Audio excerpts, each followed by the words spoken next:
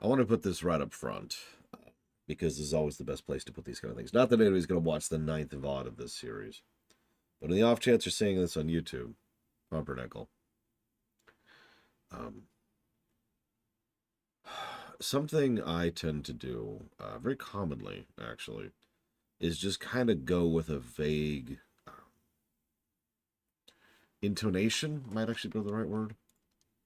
A sort of a natural way of implication in how I talk and how I react to things as a way to shorthand how I feel about something. For example, in this exact case, Starfield sucks, right?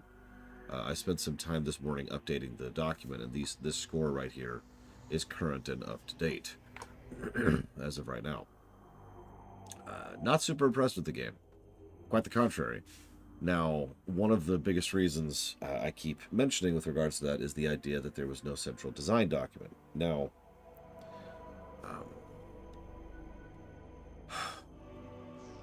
something that was mentioned to me a couple of times. Hi, MZ. Of course, you pop in today when I'm sick as a dog, not even in uniform. Just completely off topic. But hi, welcome to extremely non-standard streams by the Lord. One of the things I like to talk about is reporting. Reporting is, hi TSB, reporting is something that I do feel we have a bit of responsibility, all of us have a bit of responsibility towards maintaining, and the more people that listen to us, the more responsibility we have for that. Um, and it's one of the reasons why I try to go out of my way every now and again to try and be very clear about my terminology. And I don't always succeed at that. In fact, I honestly usually fail at that because I usually speak very casually instead of very precisely. I know I'm kind of meandering here. Please bear with me. It's really hard to string two thoughts together right now. Um, I spent the entirety of last night waking up about once every hour to go to the bathroom. And that's all I'm going to say. I don't want to gross anybody out, but that was my night. So just bear with me, okay? So, if I look at, this is a made-up example, but like Metal Gear Solid 5, and I say, Hideo Kojima sucks. Um, that's kind of a vent. That's a rant. That's not a fact, right? Um, the problems with Metal Gear Solid 5 cannot be placed at the head of a single person. That's generally not how that works. We certainly like to blame individuals, but groups don't fail alone, as the saying goes. Yeah, exactly, Taquata. Like, obviously, I don't particularly have a lot of fondness for Hideo Kojima, or ML, for example, in Starfield's case. But to say that this game is because of ML is just kind of ridiculous. But one of the other things I try to be accurate about, and again, I don't always succeed about this, is explaining how much research I've done on a specific topic, how much I've looked into a specific topic when talking about it. Because there's some things I can talk about with severe authority. Oh man, I'm sorry, Jesse Ward. I know a lot of people who are currently going through whatever this is. There's some things I could talk about and I could speak firmly and say, I have done my research. I have done my due diligence. I have done the paperwork. I have actually looked into things. And then there's some things which I cannot say that about, and it's obviously a gradient. I haven't looked into the why Starfield sucks at all. However, I have been repeating the commonly repeated point that there was a no central design document for this. Several people over the last 2 days have actually reached out to me saying, well, hang on. I think you're buying too much into the YouTube drama. Now, I found that interesting because my first immediate reaction to that was, what YouTube drama? I had no idea what they're talking about. So I decided to look into it. It turns out that there was a bit of YouTube drama, probably fake, like it always is, between two people. I'm not even going to mention who they are. Doesn't matter. You can look it up if you care. Between a couple of YouTubers who were basically taking potshots at each other over the quality of Starfield. Didn't know about that. Don't give a crap. You're only one of the people. I wasn't going to name you. I never name people unless they name themselves. Standard policy. But yeah, apparently there's some YouTube drama about this whole thing, about the design document thing. So while I was sick last night, because, I've woken up every once in an hour.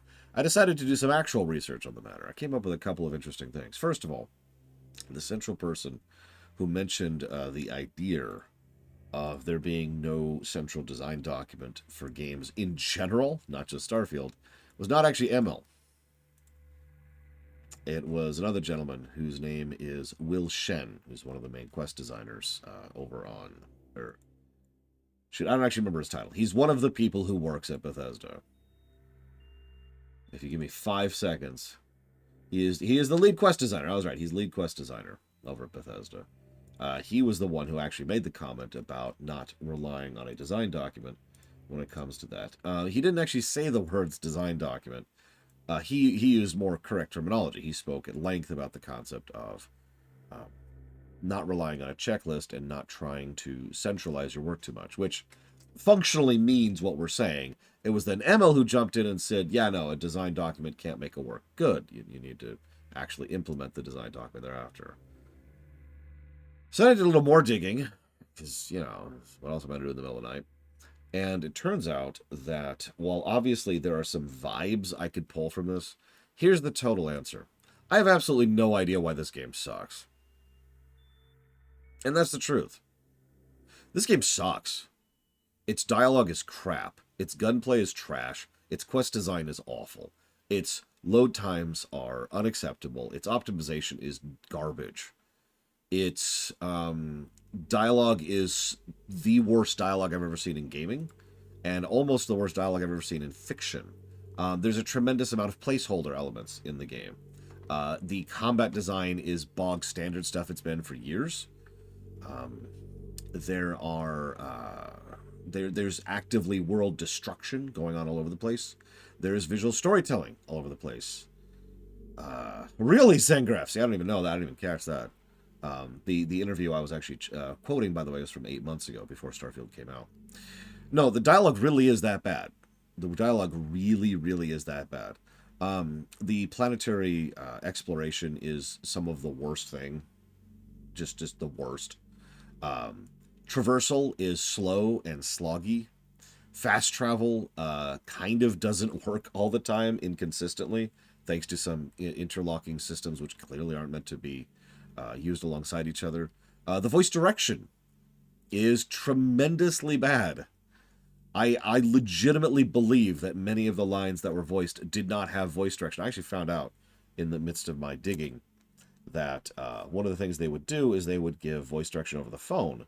And you might think, aha, that totally explains it. But actually, speaking as a voice director, no, it doesn't. I've given voice direction in a YouTube video. And I know how to get some good performances out of people. So, no, I don't think that explains that all either. It's just whoever's doing the voice directing is not doing their freaking job. The secondary quests are repetitive and disinteresting. The banter is aggravating. The game constantly insults the player, which is just irritating. The game overuses the essential flag. In fact, it overuses the child flag, which is something some of you probably don't even know exists in BRPGs. The child flag, for those of you not aware, is when a particular actor is completely uninteractable in combat. You cannot shoot them. They don't go prone and go, oh, I'm dead until I get back up. No. They don't exist. You shoot through them because they don't register on the combat layer.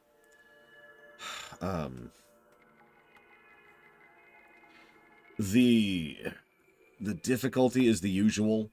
Health and damage. It's the exact same slider it's been since frickin' Morrowind. There's a total lack of info in-game on how the buffs and debuffs work. The persuasion minigame is ridiculous and also lacks info in-game. The lockpicking minigame is just irritating. There is literal headache-inducing frame rate issues depending on the area you're in. There is no map in several areas. There is... And when you're on like an area where you're like, oh god, how do I get through this thing? There's no map, period. There's raspberry jam with regards to the oxygen meter. There's a stamina meter, which is stupid and badly designed. Aiming in combat is literally wrong. That one's harder to explain, but I showed that off the other day. But the reason I'm saying all of this is to get across a point. it's easy to point to the game and say there's no central design document, and that's the reason why. But more likely, what happened here is dozens of different things which all ran into each other and just kind of created the wonderful nonsense that this game is. But I do want to say one thing. The reason I latched onto the idea of no central design document is because I legitimately believe that there was no central mainliner for this game. I know that's supposed to be Todd Howard. It's another thing that's been weirdly hard to get concrete information on. Whatever. But it feels like there is no central vision or central design to the game, both gameplay-wise and storytelling-wise. You can just feel the vibe. Yeah, exactly. It feels like several completely disconnected ideas that have been smashed together with no real direction. There's no real game director involved here. And that's true in general, right? I will constantly make fun of the Aquila City, the freaking Old West hut town, which is the center of an interstellar empire and doesn't have roads. But even ignoring the nonsense like that, even within individual quest chains, you can feel how they themselves forgot about plot points or character beats that they would bring up just a few steps down the same quest chain. There needs to be a throughput. There needs to be a through line. Usually a person, sometimes it's several people, especially in a project this large. This is what I meant every time I said that there was no central game design document, is that there was nobody directing the goddamn thing. I stand by that statement, by the way. While I do not know with total certainty, my own analysis of the matter, which I am firm in, is that this game did not have proper direction. And I think that is the central issue with so many of the problems. A lot of the crap in the story axis, especially its negatives, is because of that. And yeah, see, that's an interesting... So MZ... I hope I'm saying that right correctly, by the way. MZ mentioned something. This does absolutely feel like a game that is bloated, that is over-engineered, as they put out. This feels like a game that when someone in the dev team said, let's throw it in, the answer was, sure! And the problem is, what the answer should be to any time anybody says that statement is, well, let's think about it. You know, let's work on it. Let's workshop it. Let's see if that should be added into the project. And if I might be so bold, a lack of direction and way too much crap being shoved in would explain everything about this game, including the 8-year development time we've talked about several times. See, yeah, no, I agree with that, Jesse Ward. Okay, just making sure. I agree with you completely, Jesse Ward. And that's what's so goddamn frustrating about this game, is it would be so easy for this game to nail it. Virtually every major issue I have with this game is something that is a fixable problem. Now, it's not an easy problem to fix, because it's like dozens and dozens of problems that all need to be fixed individually. But it's not like there's something core or centric that's wrong with the game, right? It's not like it cannot be fixed. No, it's you really were just like the I think you're the fourth person who was bringing up that particular bit of YouTube drama, which, near as I can tell, it is just straight up YouTube drama. The video I was linking is one almost nobody's ever seen by someone called, of course now I can't think of the name of the guy. It's like Fallout 76 is the name of the YouTuber. God damn, now I gotta go look it up. Hang on. Chad, a Fallout 76 podcast. There you go. That's the name of the guy. I hadn't even heard about the Patrician TV thing until several people brought it up. We're like, you're just buying into the drama. What drama? Moving on. I did feel the need to defend myself there because I don't buy into that kind of drama bullcrap. I am wrong many times in my life, but I try to avoid it when that kind of stuff circles up, because not my first time around the thing. Hi, Blade Travel.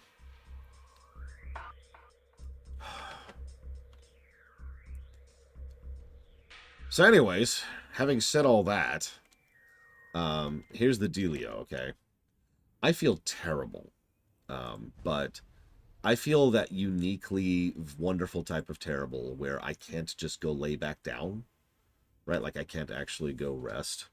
Um, so what I'm going to do is I'm going to stream for as long as I can. I'm not even in uniform. I apologize, but I just getting up and walking to go get my uniform on is just too much for me right now, and I'm not actually exaggerating. Um, so I'm going to go ahead and play this. I'm going to go ahead and do what I can, get as far as I can, and at some point, probably before the cutoff point, my usual cutoff point, I'm going to no longer have the energy to do this, and I will be able to relax enough to actually get some sleep. So that's the line here. So what do I think about the ship parts and the points of interest variety being gated behind levels? That sucks. I'm never really a huge fan of gating in general. It can be done well. It has been done well. But this is just kind of not fun. I really do not enjoy this system right here. It's the kind of thing that is so close to being good. It's so close to being right there where it's actually enjoyable, and it isn't. You know? There's two things that could actually make this work better. Javan actually mentioned this completely. Yes, it is actually. That's not a joke. First of all, giving us an honest-to-God respec, and this is important, keeping the challenge progress across respecs would fix a lot of this issue. So right now I've got, like 13 skill points to play with. So if I had the ability to be like, boop, boop, boop, boop, boop, boop, and try a certain build, and try a certain setup, and then be like, well, hang on. I'm going to go ahead and try to push this. You know what? Maybe I really kind of want, rank 4 robotics for whatever reason. So what I could do is I could push points into robotics, do the challenges down to rank 4, and then try to, yes, I know that, thank you. And then try to play with it and see if I like it and see if I don't. And if I don't, then I could spec out of it. It could work. It doesn't, because there is no respec, and you also have to spend additional points once you start going into the individual challenge talents, which is awful. All of that sucks. But then, and this ties back, I apologize for taking so much time to get back to your point, iMorph TV. Then you see how many gameplay mechanics, core gameplay mechanics, are locked behind a talent point. Really think about that for a second. We've already made fun of this, but like, we don't get the ability to persuade people without talent. Okay, that's a little weird, but we also don't have the ability to stealth without a talent point. Now, I could stop right there. I don't feel the need to continue making that point. But then, then there's the fact that so many ship pieces are locked behind this and the other one. I can't remember. Is it this one? No, it might be over here in research. The point being that there are additional aspects of the ship design. A reminder, I really like the ship designer that are locked behind the leveling system. Go level to improve your ship. Oh yeah, by the way, stealth also literally doesn't work. It's the buggiest thing in the entire game. And when I say literally, I don't mean figuratively.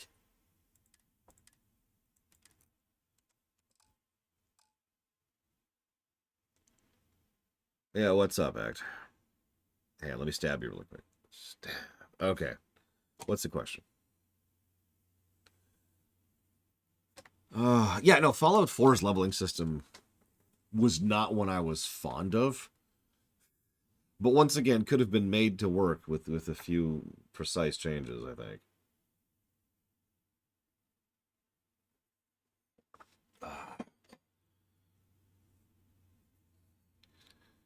Hello, game.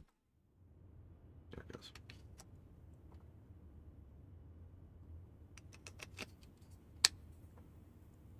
They might fix stealth at some point. There is a chameleon helmet, Jeremata, in the game that pretty much functions like Chameleon did back in Oblivion.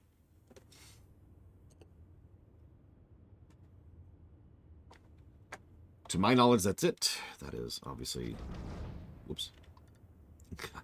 I just killed a lot of people on that planet down there. That is inconsistent knowledge, obviously. Alright, let's look at this. Go. No. Go down to the planet. There we go.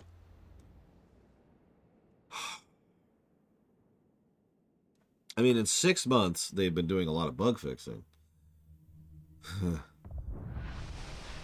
I did get one interesting comment on one of the VODs that mentioned...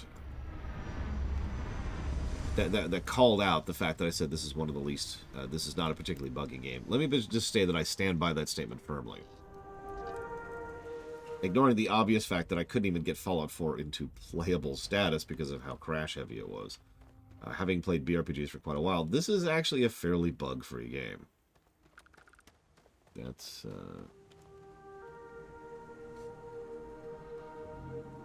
I'm sorry, I really hate to point this out again, but do you see that? You see that building? Tell me that's not a Fallout building. Tell me that's not a building straight out of Fallout. I will call you a liar. I've noticed this a lot. The more I play this game, the more I see how much Fallout design has just been dumped into this game. It would not surprise me if there were assets that were actually designed and written for Fallout 4 or during the development of Fallout 4, which were then recycled into this game.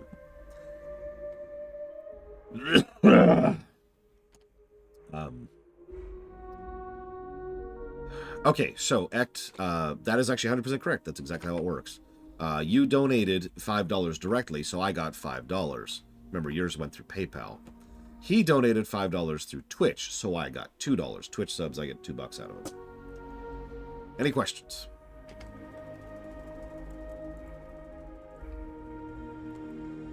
Oh, don't even get me started on explosion. I haven't even told you about... So it's not actually a bug, but it's some extraordinarily bad design.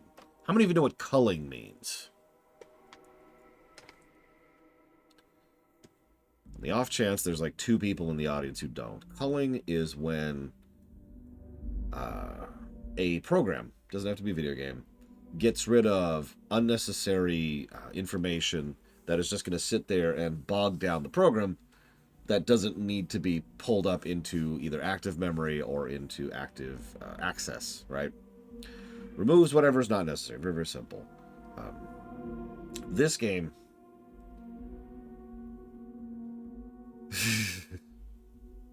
So, there's no nice way to put this. This game doesn't cull explored planets.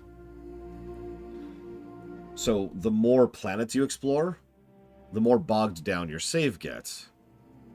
Remember, there's 1,000 planets in this game.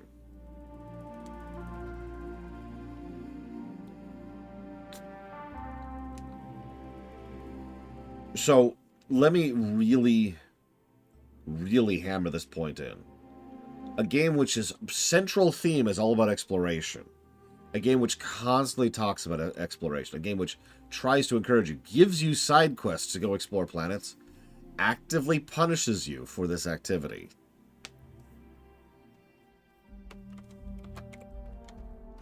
In fact, I haven't given that a negative. I need to. Because that is absolutely ridiculous.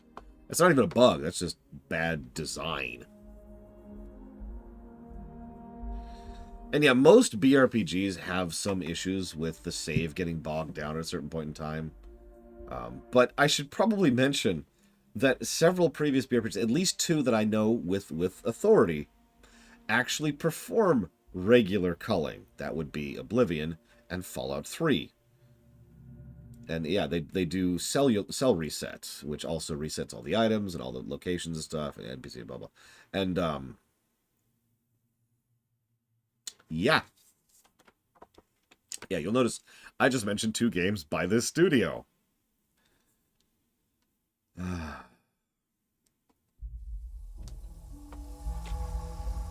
don't know what to put this under. I guess I'll put it under bug. I don't know what else to put this under. See, I don't actually know Skyrim. That's why I didn't say that. Again, I try not to speak about something if I don't know. Don't always succeed at that.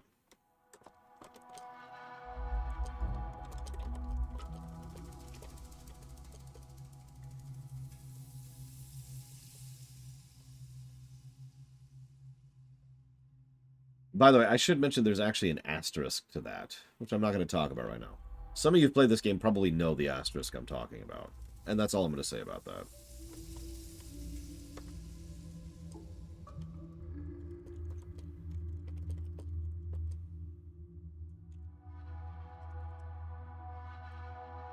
Thank you, Blade Taval, for being part of the show. I will jot that down if you give me a moment on document. I don't even have up right now. There we go.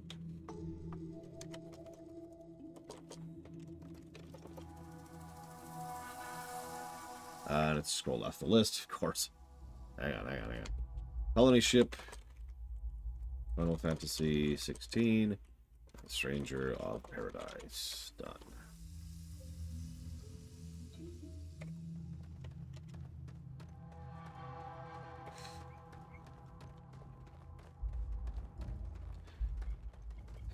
I mean, I do understand that to a certain extent, save file bloat is a thing, especially for very large games. But the problem is, these are things that are solved problems at this point in life, right? This is 2024. I suppose when this game came out, this was 2023. We have decades of game designers and game experience necessary to be able to look at a thing and say, hey, let's fix this.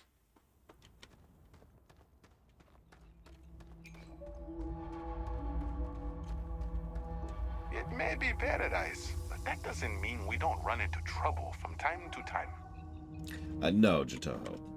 As per usual, we'll be doing the MSQ dead last. Welcome to Paradiso. Jiro Sugiyama at your service. Do you have a security concern, or is there something else I can help you with? You called me. Ah, yes, of course. I'm glad you came. As you can imagine, we're in a bit of a predicament. Under normal circumstances, we would not enlist outside help in this manner. But this is a matter we can't afford to worry our guests about. As such, we need to handle this discreetly. Failure on your part to do so could have severe consequences. So, before we proceed, can you swear not to discuss this with anyone else unless explicitly directed to do so? Sure. It's a weird question, but sure. There's actually several reasons, Dante Bronson, but the summary is it's a crap video that I'm tired of people commenting on, so I just got rid of the damn thing. So, I swear to uphold the rights of the Enclave to play baseball. Great. I appreciate it. Cool. Not too long ago, a strange and enormous ship appeared in Parima space. It is now locked in orbit around our planet. So far, it doesn't seem to be hostile, but any attempts to communicate with it have been in vain, so we're unsure of the ship's intentions. God, me too, Roxy. Me too. I know I've already said this, but for those of you who haven't heard me say this already, we spent yesterday doing one faction chain. Now, let me make that clear. We spent the entirety of yesterday. In fact, I actually looked up the exact time. We spent 8.56 hours doing one quest chain. It was actually across 2 days, Saturday and Sunday. 8.56 hours doing one quest chain. Please think about that for just a second. Now, that's already bad. I mean, the example, Lord Harrimont, I believe, brought up the idea. That might be how long it would take to do all of Orzammar if you don't know what you're doing in Dragon Age Origins.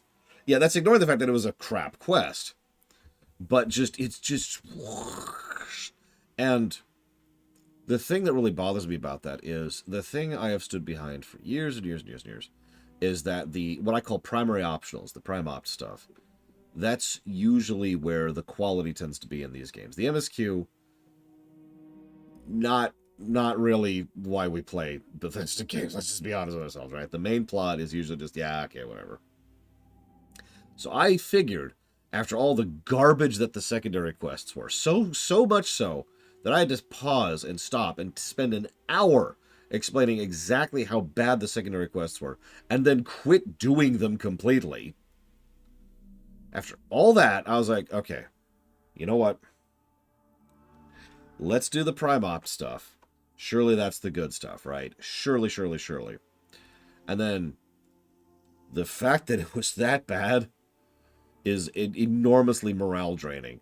And my favorite part about that, my favorite anecdote, is that several people, now this is anecdotal, but several people on the internet say that the chain we just did is one of their favorite chains in the game.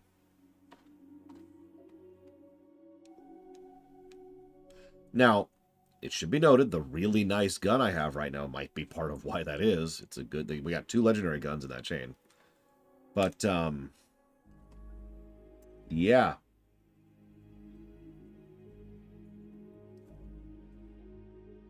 Moving on. Like, for those of you who weren't there for it, I'm sorry. I can't let this go because of how stupid it is. We had to gather evidence to prove that the pirates were a sufficient threat. By the way, the game doesn't tell us this proud. We had to give evidence that the pirates were a threat and gain evidence against them to be able to gain aid in the final battle against them. And that's the main thrust of it. That's the whole point of the entire quest chain. The entire time, the quest chain's also telling us that we have the heart of a pirate. We're super evil. We're a hardened criminal because we read some other person's emails or stole an apple. And it also took me a whole day to go through that. More than a day, actually. But in addition to all that nonsense, that was the central thrust of it. And some of the evidence we could get is quite literally 100 years old. But that counts. Then we had to go find a legendary treasure ship which had millions and millions of credits on board. I remind you, these people's currency is digital.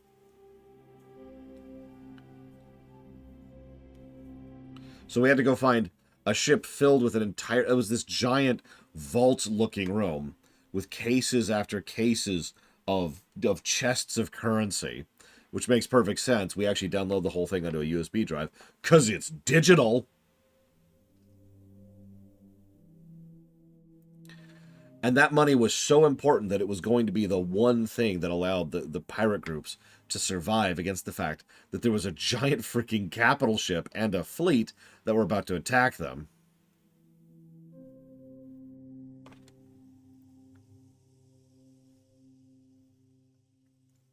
I'm just skimming. I'm just skimming over the surface of how absolutely terrible this quest chain was. I apologize. I kind of have that need to vent, you know? Last night, I watched, as part of the Star Trek lore run, I watched a bit of Star Trek VI, The Undiscovered Country. And I'm bringing that up because it's kind of insane how jarring it is to go directly from something that well written to this.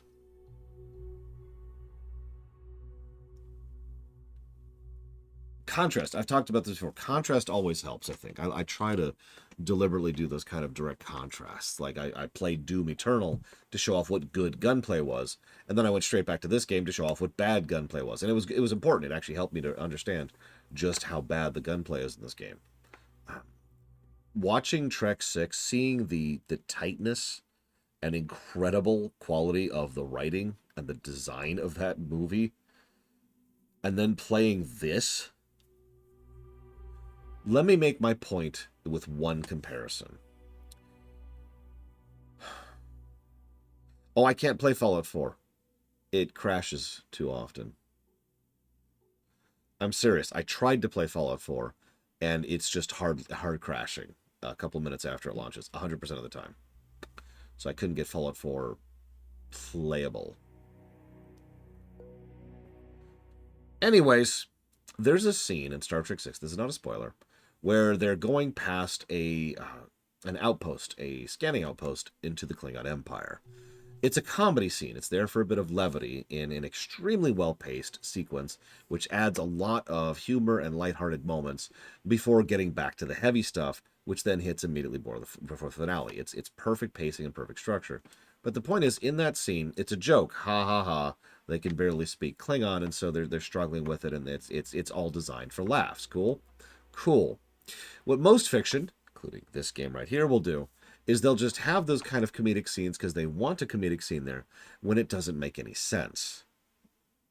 Because they just want to have the laugh. They didn't think about how to implement that light, jovial tone into a scene that actually makes sense with regards to the world building or the setting or the plot or the characters. Instead, they just pop in, joke scene, and move on.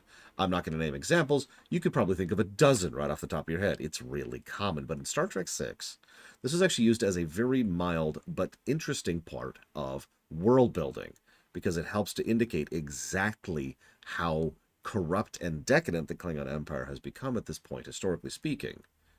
Something I've talked about many times, because immediately after the events of Star Trek VI, they get the shot in the arm thanks to the alliance with the Federation, and that enables them to actually not completely collapse, which was what they were 5 steps away from doing. That scene was well written. And then there's this. Enough said. Now, tell me what your goddamn quest is. It is.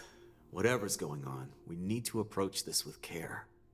First, see if you have more luck communicating with them. If not, you may have to try boarding. Whatever you do, it's important to remember to seek diplomacy with who or whatever's on board. As soon as you have any more information, report to Oliver Campbell. He's the CEO of Paradiso. All formal decisions will need to go through him, and he'll have your pay. Good luck. I understand the problem, Nithrius. Thank you very, very much, as always, for the sub. Writing that down for Felseal Arbiter's Mark. Final Fantasy. Between you and me, that ship is the most exciting thing that's happened here in ages. Pixel remasters. And Pokemon Violet. It was pretty bad, Nero says. We just needed a little more money.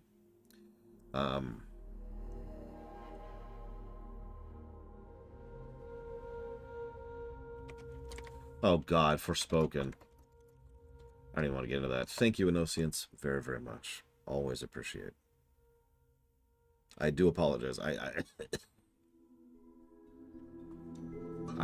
actually don't want to bow. It would hurt. But thank you. Was there a Mexican standoff? Nope. I'll put that towards Cyberpunk, Fire Emblem, 3 Houses, and Hitman 3.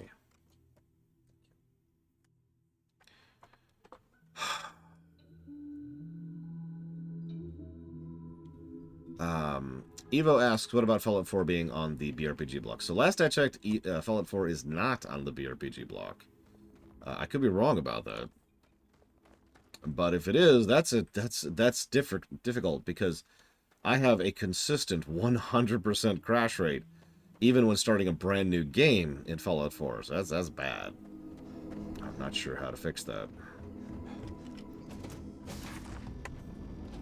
Starfield.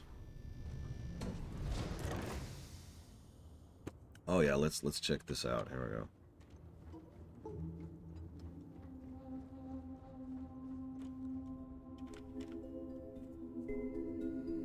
Is it true that you destroyed the Crimson Fleet with nothing but your bare hands and a sandwich? Well, that can't be. You so wouldn't need the sandwich.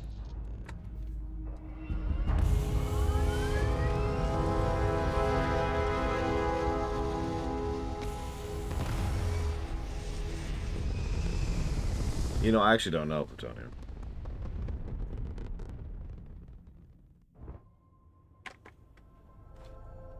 So let's scan this place, shall we? Paradiso, gravity 1.24. Magnetosphere, powerful. It's also It's listed as extreme environment. Yeah, that's cool.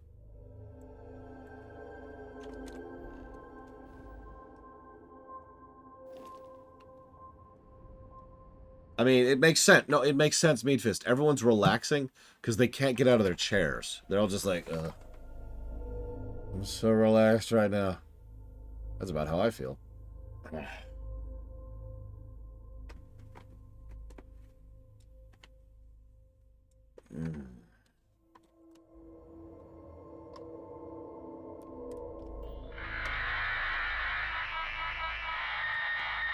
Could you try a different channel? Could you repeat that? Hello? Okay, I'm going to try a docking procedure. Or I can just blow you up. Can we just blow you up? I can do that.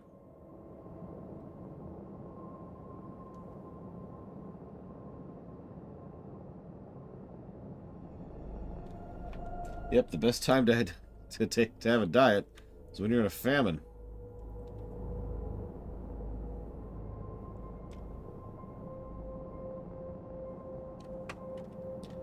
Okay, I'm gonna save really quick because I'm actually curious.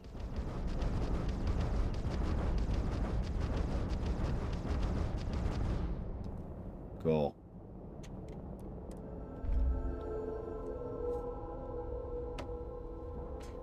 Hi, Crazy Norse. Game's got a legit soundtrack. Einanzer is as awesome as he always is. There are legitimately good things in this game. It's really frustrating. Stay alert. Weapons at the ready. Remain calm. You're human. Yeah. Oh, pardon my ignorance. We just didn't expect to find people out here. We didn't think anyone else left Earth before us. Perhaps we should greet our guests. Of course. Manners. I'm Captain Diana Brackenridge. This is Security Officer Bomani Reader. And this is Dr. Mabuti da Costa, one of our elders. A pleasure to meet you. Hi. I'm Lore Runner. Wait, don't tell me. You're going to ask me for some sort of huge favor. Oh. Hopefully it won't inconvenience you too much, but we're in a bind.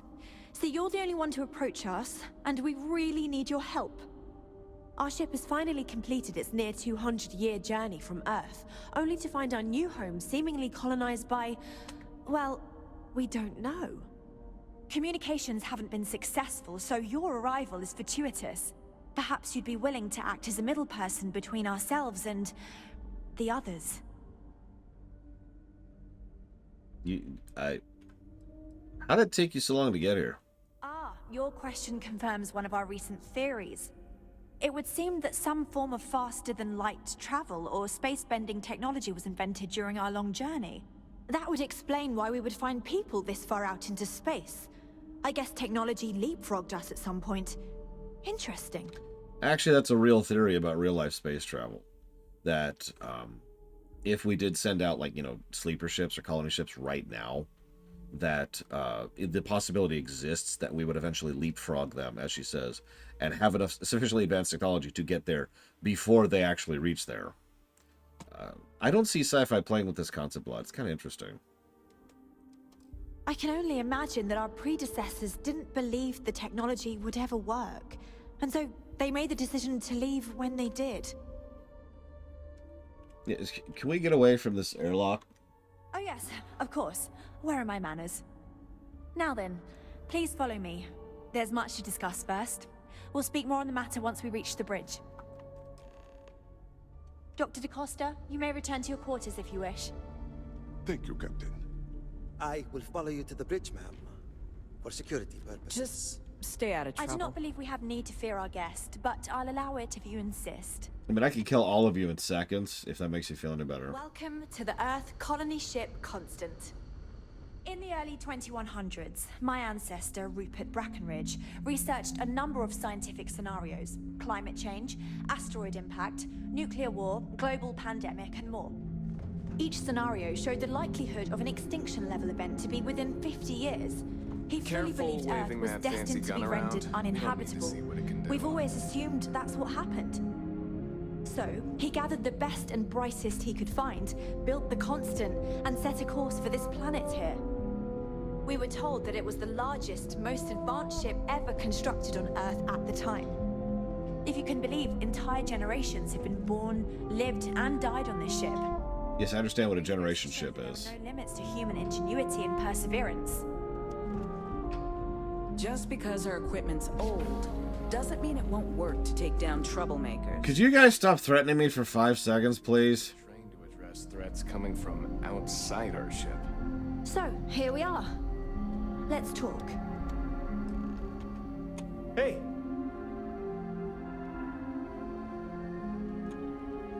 We didn't believe anyone would be out here, but I'm glad for it. So it sounds like you need some help. Well, as I mentioned, we've been unsuccessful in communications with anyone up until you arrived, though not for lack of trying. But since you're asking, maybe you'd be willing to be a sort of diplomat between us and them as we attempt to resolve our situation. Does that sound agreeable to you? Yeah, sure. I'm down. Ah, so they have a name. Paradiso. And it sounds promising that they sent you here to speak with us. You see, we intended to settle here, but we assumed that they intend to defend their claim given their presence here.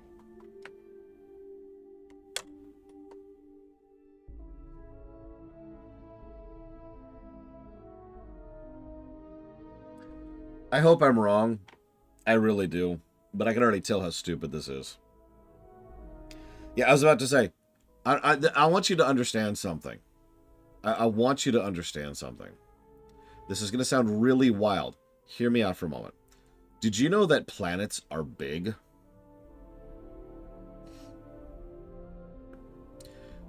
Because planets are big. There's an episode of Star Trek, I'll point to that, where there's a colony. When I say colony, I mean a town. It is a town. Now, in that case, it actually makes sense. It was literally one of those things where they sent down the colony ship, the colony, packs out into the thing. One-way trip, right? Cool. No problem. So, there they are. And Earth wanted to send another ship. And they said, no, get off our world!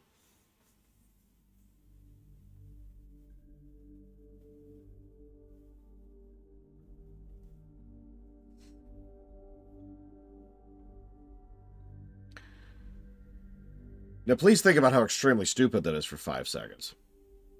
But then we could go even further with it. We're not going to. I'm not going to drag you through that. It's just... Yeah, imagine staking claim on a time. I don't even have to go to Star Trek. I can actually go to this very game. If you remember, there was a quest we did earlier where there was a guy who was like, I laid claim to this system first. No, you heard me. System. The whole system. He had, like, a building, like a house, that was smaller than my ship. And he had claimed the system. Yeah, homestead. Thank you. I know there's a word I was going for there. I mean, fear of immigration is a real thing, and we're not even going to touch that topic. But I want you to really process this for a second, prisoners. Because if these people decided to land, I don't know, over there, like, really picture this. Really picture this for a second. Earth, okay? You're familiar with Earth, right? Okay, so there's a hotel resort in Paris, okay? Now, this other people show up, and they want to settle down on Buenos Aires.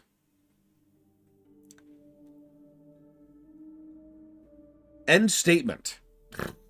I feel stupid. I actually feel stupid for trying to explain this. I feel like I'm trying to explain why water is, in fact, often considered to be wet. It's not even just, would you care?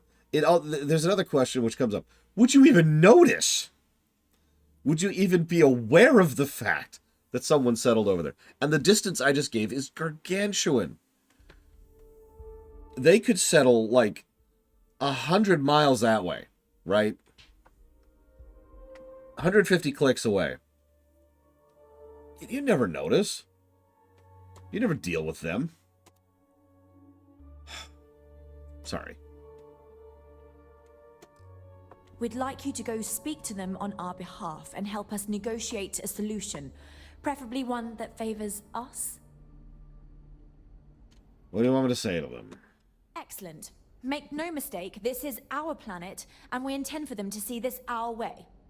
So, speak with their leadership and see if you can negotiate a solution on our behalf. Preferably, get them to see things our way.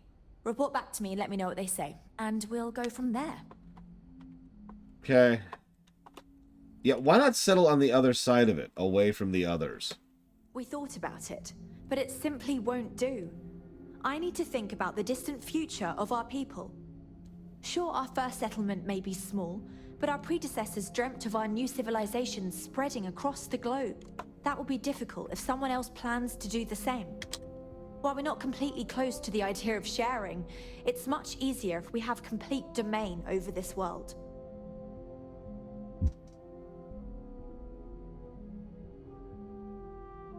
The fact that they acknowledge it is somehow even stupider. They legitimately want to claim a planet so that centuries from now they might be able to expand on it without limits. Oh my god. Okay. Oh, how could this get worse? Okay. You know what? That's a good question, Plutonia. Remind me to check that in just a second. So Yakuza Kiwami 2, Stranger of Paradise, Persona 5 Strikers, and a big thank you from me, Roxy. Thank you. Very much appreciate.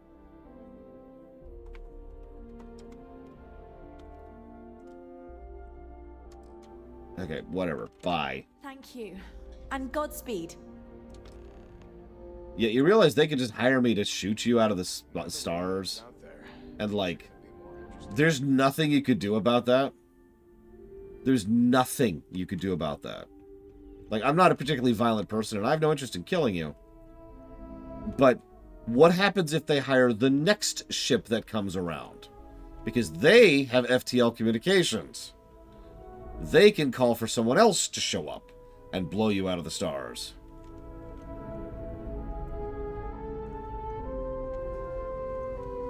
Sure is nice to know there are other people out there. And it's okay. It's okay. I'll just pull up a map to figure out where I'm going. Let me just pull up the extremely detailed in-game map that exists. Right. Yeah. Oh my god. Really? Okay. I can't hop over the railing. Never seen a ship like yours before. Then again, I haven't seen any ships before you arrived. We've got strict rules around here, but they're strict for a reason.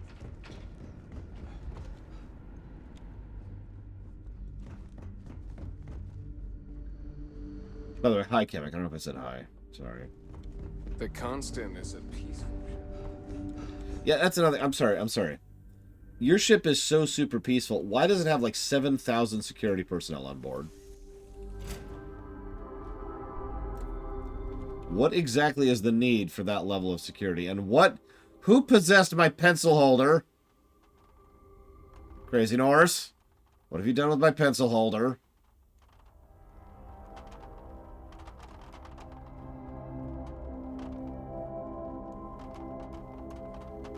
My hand's off the keyboard here. It's just doing its own thing here.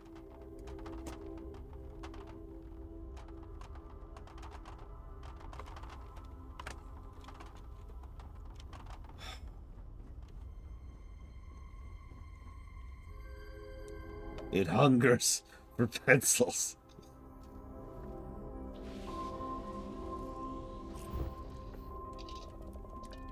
The funniest thing, the most joy I've gotten out of this entire game so far was a moment, I believe it was Saturday, where I was doing a quest for a guy, and I was talking to him, but what was happening was he had two scripts running simultaneously. He was running because he was in combat with me, actually, but he was also talking to me.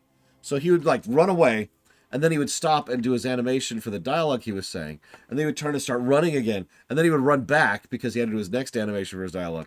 And it was the funniest goddamn thing in the whole game. Now, that's cool. It's very BRPG. It's very Bethesda. But, what? All right. So, hang on. Let's check this out. So, first of all, by the way, that's another thing. This place is literally listed as a severe environment or whatever, like severe hazard. Extreme environment. There you go. Extreme environment. And it's 1.24 G. But hang on. What kind of sun do we got? Give me sun stats, please. No? Okay, no sun stats. That's cool. That's cool. What other kind of planets we got around here? Let's see. I've got a couple moons. Those are cool. Those are cool. There's a gas giant over there. Hey, look. This place looks cool. It's mostly frozen ball of rock with 2G. That's not cool. What else we got? There's a barren world with no atmosphere. It's an ice world. Yeah, I don't see the stats on the sun. Sorry.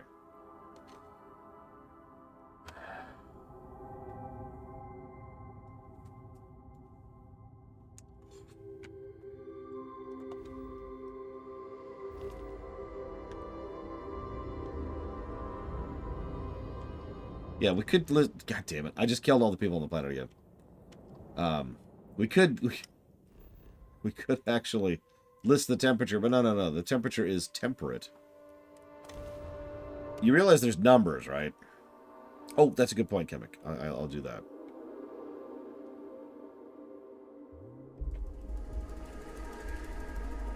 Hello, and welcome back, Mr. Tofik. I am aware that this hang is on. your...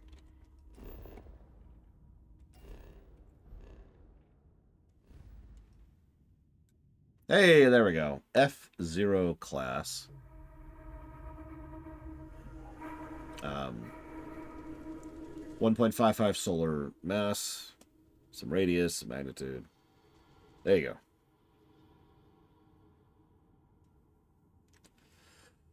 go. Eighth visit to our resort. Your repeat patronage is much appreciated. Is there any assistance I may offer you today? Actually, a question. Usually when I come here, the shuttle takes a certain route, showing me the beauty of this world. But this time, our entries seem to take longer, and we pass by a lot more open water. Was there something wrong with our normal flight path? I heard the rumors of a ship and all. Okay, I'm sorry. Are you seriously... I think you're right, Chemic. Are you seriously implying that you had to take a different shuttle route to avoid a ship in space? Because we can detect ships in space. That's what scanners and comms and all that fun stuff is for. But I dare you to look out the window and spot a ship in space. Because, hear me out for a second. Bear with me for a second. Space is big, okay? If you were, God, I don't know, 20 kilometers away from that ship, you probably couldn't spot it just looking out the window. Never mind anything else. Yeah, space is big, yo. I've been to space, yo. I've been to space a lot. Not in this game, obviously. Oh, Jesus. Is it that bad, Chemic? Please allow me to apologize for this inconvenience. This alternate entry was required due to a meteor shower affecting the usual descent route. Nothing to worry about. To make up for this, allow me to credit your account with a 15% discount on spa amenities. Once again, we are dreadfully sorry. It's okay, Viator. I know you're programmed to be overly concerned with your service. I just wanted to know why. but thank you for crediting my account anyway.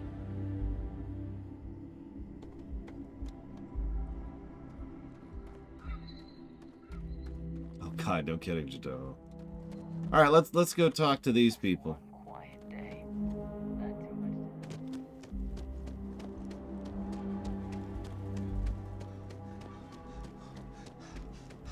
I've got a good feeling about these people.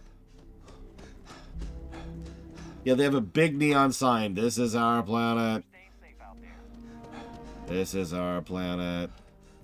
Yeah, by the way, I should explain what I mean when I say the lighting sucks in this game. It's a really fun combination of too dark and too light. Like that and that is pretty much the perfect way to explain it. But honestly, when I was doing the broken down ship, the treasure ship, was the perfect example of the lighting problems I've seen so far. I'm not even sure why exactly the lighting is so problematic. I'm not sufficiently familiar with lighting design to understand that. I just know good lighting design from bad lighting design. Oh my God, these people have lattes! They're evil! Look, right there.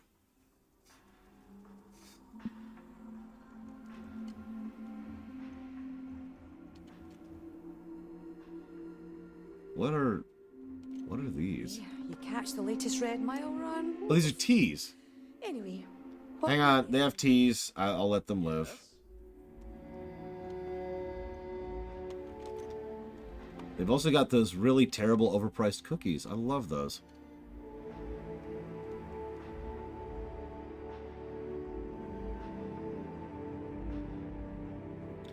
How would you describe the noise, Roman Cure? Excuse me. Okay. Hello.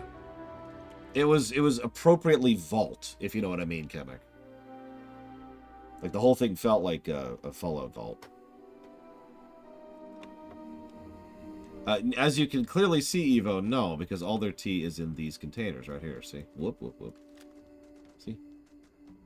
They just hay us containers of Hi, you've got good taste coming here. What would you like? Ma'am?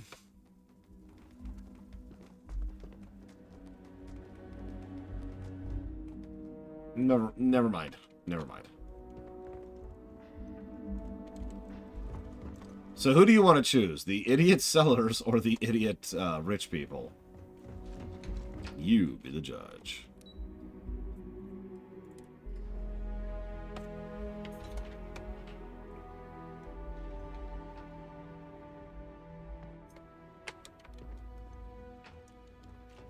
Someone put Excuse me, you can't just waltz in there.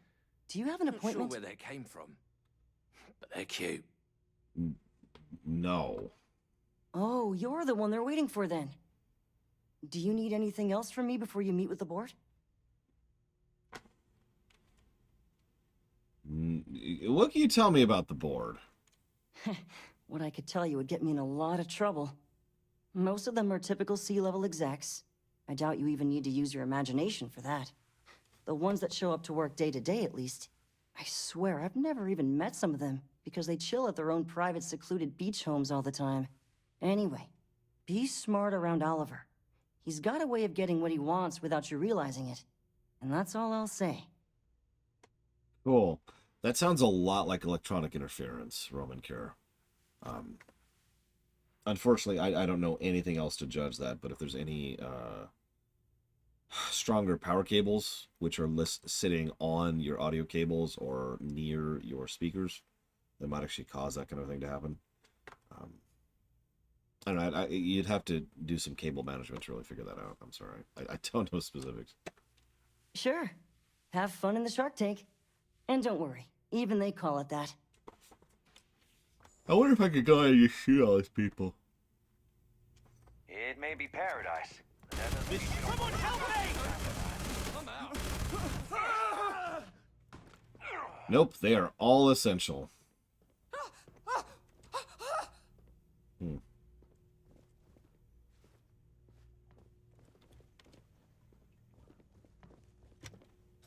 had your chance. Come on, mate. Loads more interesting things to do outside. No need to mill about in here. Yeah, anyways.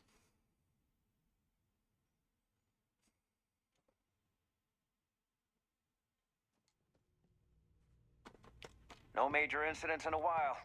I just feel that we should If be it's not focusing important, on bring the it up with natural beauty Kiwi. of this planet, not our amenities. So I need to talk to you about a ship in orbit. I am. And you must be the diplomat Jiro told me about. Welcome, welcome. Normally I'd offer you an all-inclusive stay at our resort before we spoke. But given the circumstances, I'm going to cut to the chase. We've got our friends, the aliens, up there, causing all sorts of problems for our resort. You like that? The marketing team came up with it. The thought is, if we can't get rid of them, it might actually attract more tourism. Come see the aliens! You realize people aren't going to fall for that, right? You'd be surprised what people fall for. Locally sourced island fruit essences, for instance. It's just the same old fruits brought over from Earth ages ago, but we get nearly 10 times the market for them. But you're right, no one's going to buy aliens. Remind me to fire the marketing team. That's not... So tell me, what's the actual deal with this massive eyesore of a ship, besides scaring people away?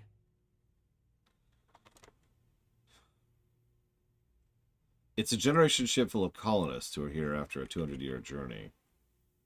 What would you say if I told you it really was an alien mothership here to destroy the planet? I'd say you're full of it and might have been watching too many movies. Now, instead of wasting my time, want to tell me what it really is? Okay, fine. Here you go. Well, that's something. Shame we can't just tell them kindly to bugger off. Something tells me that's not going to work. Now, tell me, what are we going to do about it? Give me some proposals, people. I need something to work with here. We could offer to resettle them here. There's more than enough space. They could stay here, temporarily, but it'll cost them. Quite a bit, too. They'd need to work off all their debts before being allowed to leave.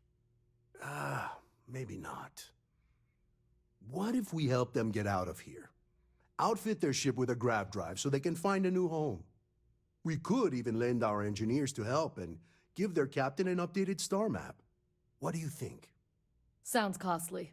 We can't absorb that cost, and it's unlikely they even have compatible currency, let alone enough for the transaction.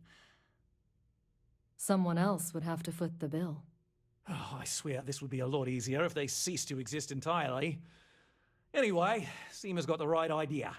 Either works for me. Just tell me what you want to do.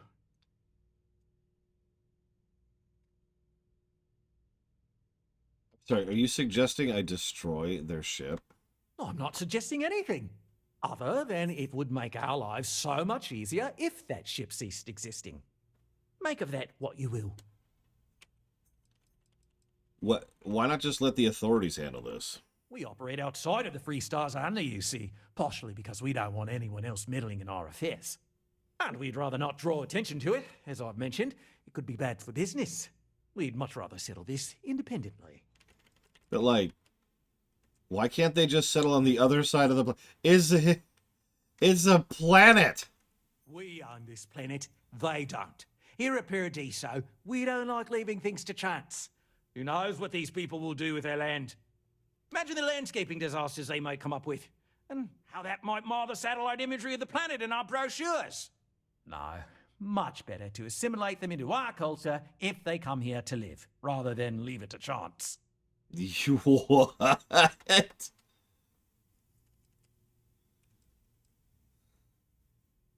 These are human beings and you're worried about landscaping. Well, absurd or not, that's our official stance. I make the decisions that are best for our entire group. You don't. I can feel you already, Kevik. Because, yeah, this quest is just screaming, pick a side, right? But I can already tell you right now that there are two options here. There's pay a lot of money. Oh, apparently there's three options. Excuse me. Hang on. I wasn't counting destroy the ship. Okay, so we could destroy the ship. Jesus Christ. And just murder hundreds of innocent people. We can pay out of pocket to give them a drive and a map to get to some other place, or we could get them indentured servitude to these rich assholes who operate outside the bounds of law. Does anybody else notice an option that's missing from this? Why is there no side with the colonists? And granted, I was not exactly happy with the colonists because they're pretty stupid. But what?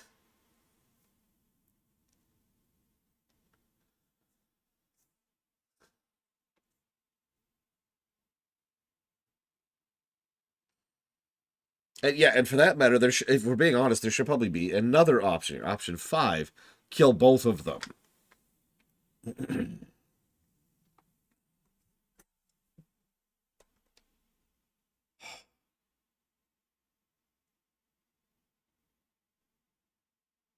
Why do I have to buy the grav drive? It's not our responsibility to bear the brunt of that cost. We're being more than generous by offering the use of our engineering team to help install it. A custom grav drive can't come cheap, and I assume they have neither the monetary means nor the connections to get a hold of that kind of technology. That leaves the only other party in this negotiation. You. I could murder you. We're outside the bounds of law and space right now. I could get away with butchering you if you were an essential flight. I just want you to be aware of that. I could get in my ship and bombard your resort just to rubble. Oh, I didn't say that specifically. This would be a mutual contract for room and board in exchange for services rendered. Yeah, that's called indentured servitude, you jackass. Of course, there's no telling how long this arrangement will last, given the substantial costs we'd need to take on in order to accommodate them here, including their continued room and board. But this may save the resort on operating costs in the long term, as we'd be able to let go of some of our current paid staff. What? And which proposal will you be taking to the good captain? I assume there's a captain?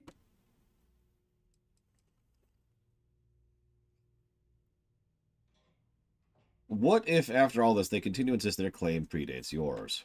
They'd be hard-pressed to defend their claim in any courts. Our charter goes back years. It was registered with both the UC and Freestar Collective, per the Centaurus Proclamation. We may be outside the settled systems, but that charter's official as can be. I'm sorry, but you're going to need to be the one to break the news to them that they need to make a compromise or leave.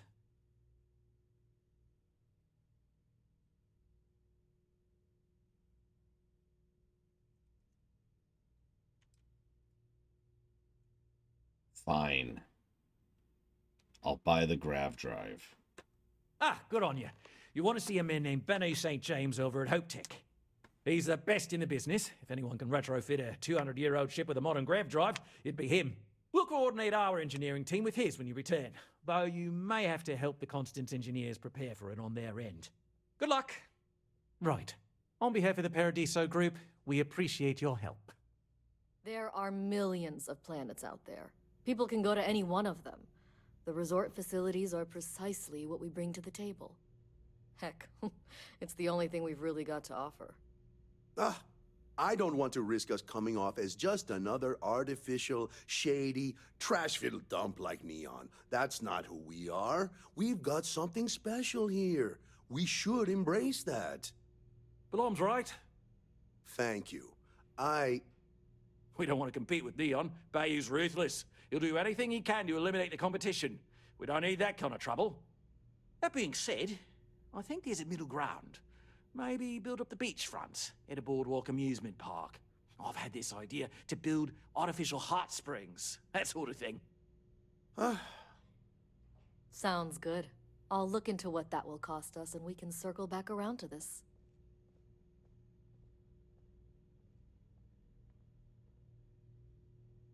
And then I kill them all. The end. Just doing my part to make sure Paradiso remains a paradise.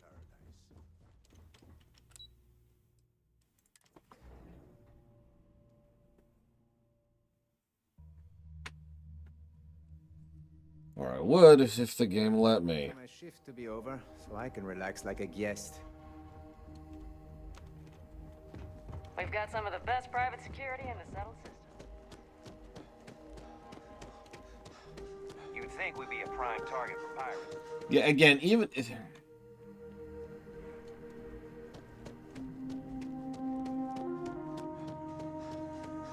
Oh, thank God, Rama. My curse is finally over.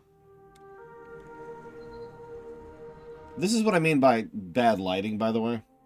Just take this in for a second. Like, really soak in what you're looking at. It's honestly kind of weird.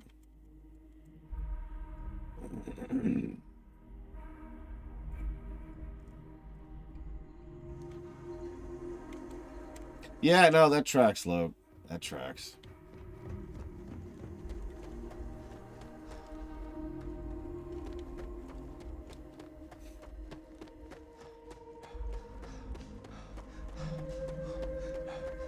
Yeah,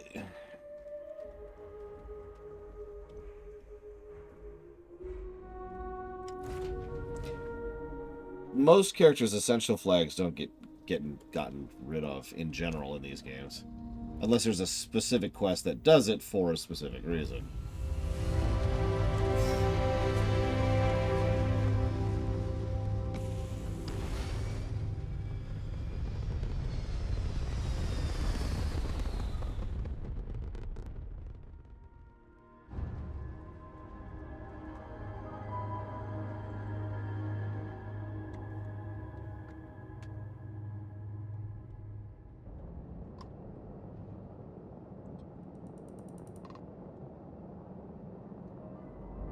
All right, question.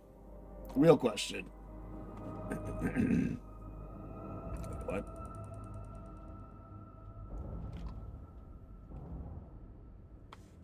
If you... Oh my God, he's on another system? If you... Oh my God, I can't talk.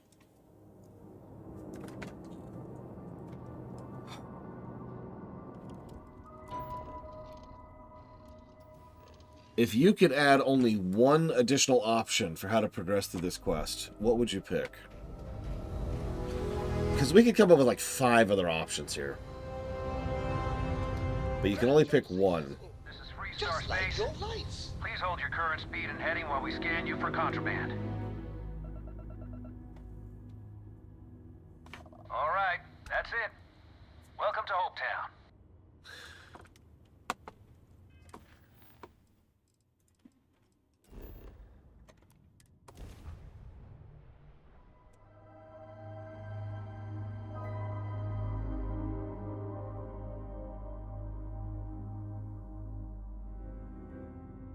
Like touching down on a cloud.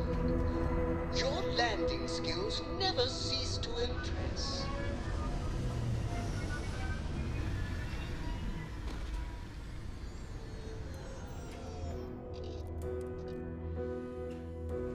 Ooh, I like Simple Gamer's idea.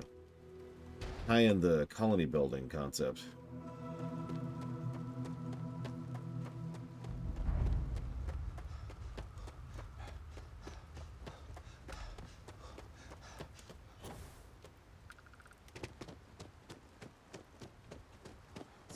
Excuse me.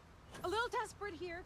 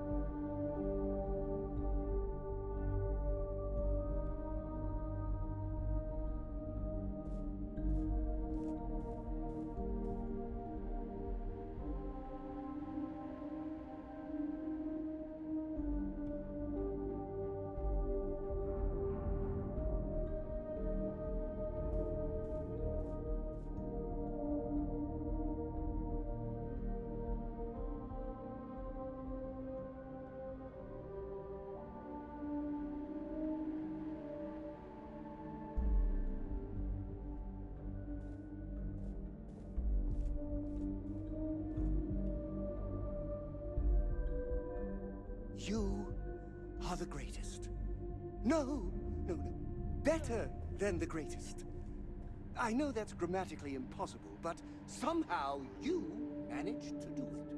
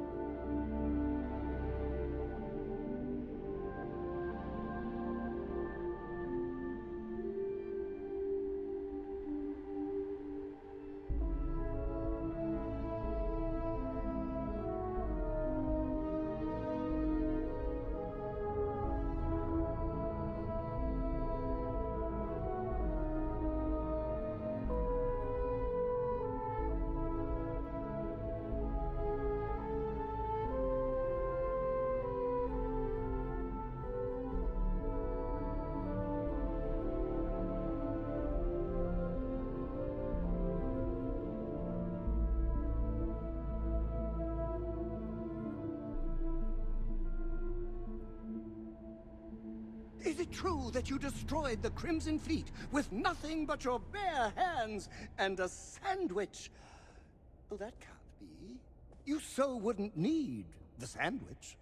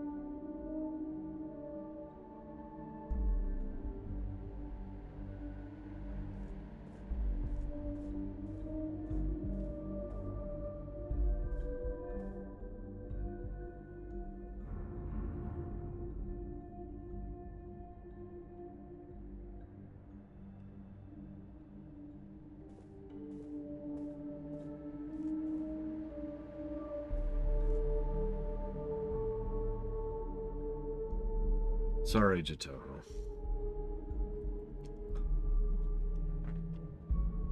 I know. I'm sorry.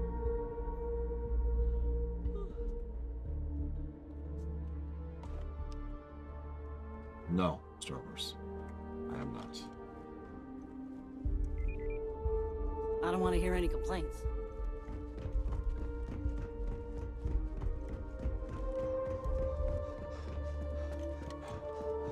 Oh no. That wouldn't work. The O2 needs enough capacity for the whole ship. I need a grav part drive thing. Sure. That sounds like me. What can I do for you? Maybe you weren't listening to me. But I think I could spare some time. Oliver Campbell sent me. I need a grav drive for an old colony ship. Oh, you should have just said that. Of course I can help you. Oliver sent a courier ahead of you. I did some research on ships from that era, and I have a decent idea what we're dealing with. So grav drives didn't really take off until after the ship was built. But I've got access to an ancient grav drive that looks like it could be compatible. With some minor adjustments. It's in good shape, too. Parts not cheap, though. Neither is the labor. Just pay the combined cost of parts and labor, and it's yours. 40,000? You want me to spend 40,000 credits?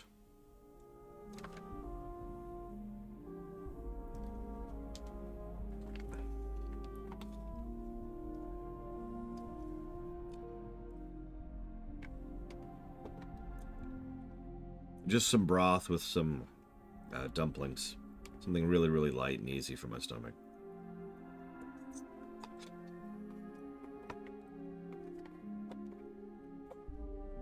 Wait, we still have business to discuss.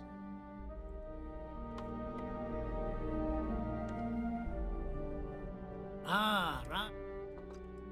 It's a pretty big ask, given how rare these old grav drives are. As much as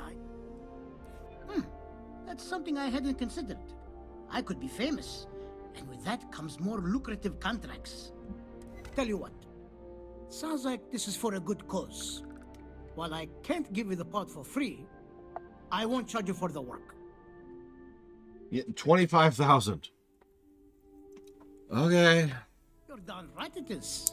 I'll get to work on it right away. I recommend you go back to the ship and ask the captain to prepare for its retrofit. Standard stuff. I'm sure they have an engineer on board to help. We'll send the part along when it's ready and install it with the help of Oliver's people. Pleasure working with you. You know,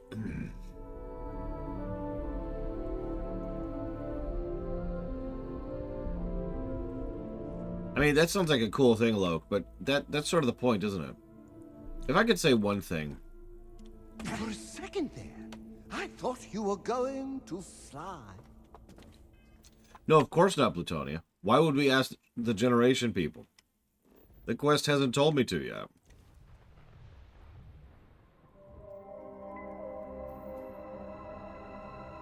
So, this feels like a vault quest in a way, doesn't it? And those usually tend to be some of my favorite quests in these games, including in Fallout 4, for example. The reason I bring that up, though, is... Oh, whoops. The reason I bring that up is I could see this being the type of quest which could be stretched out into its own chain in a way that's good, in a way that's actually really cool. There's a lot of directions you could take this. And what's really cool is this is a unique situation. This is the first quest I've seen, and I mean this sincerely, that uniquely fits Starfield. Every other quest chain we've done could be copy-pasted into Fallout, or even Skyrim, without much in the way of change. But this quest, it's a ship. It's like a vault, but it isn't actually a vault. It's a generational ship, and it's here now. And the planet's already claimed, but it's outside the jurisdiction of the two major powers, interstellar powers. So, there are directions you could take this quest. This is the kind of quest that should probably be truly branching. I mean, for God's sakes, you're going to let us decide who takes Tenpenny Tower. Why not let us decide this one? And instead, like, this is it. This is it.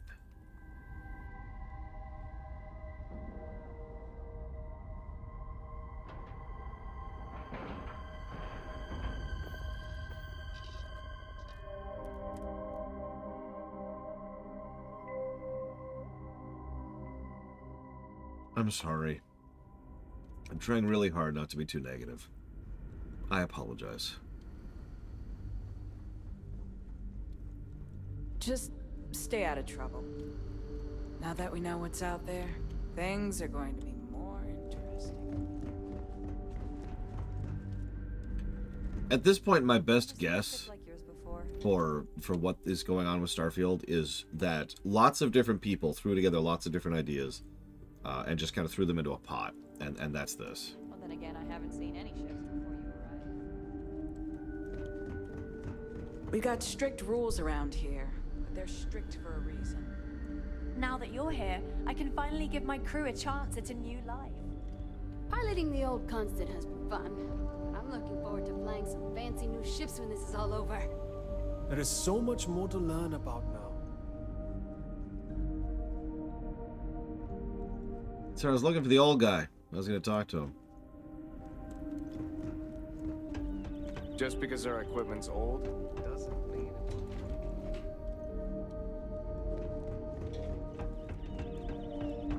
What's really strange is there are several really cool ideas in this game. I don't know, it's wild. I can't tell you how many times I've had to make do with inelegant solutions to complex technical problems. I was hoping to talk to our visitor from outer space, and here you are! Welcome, welcome!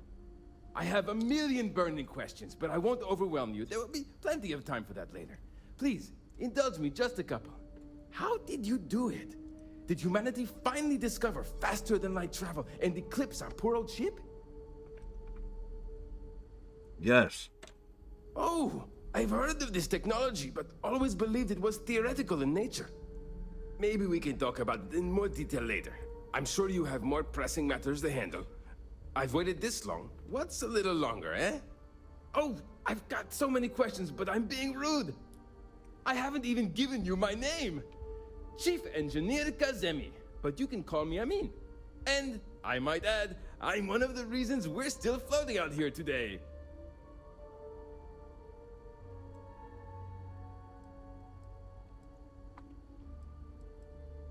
I'm Lore Runner. Something we need to talk about. Yes, of course. Anything for my new friend.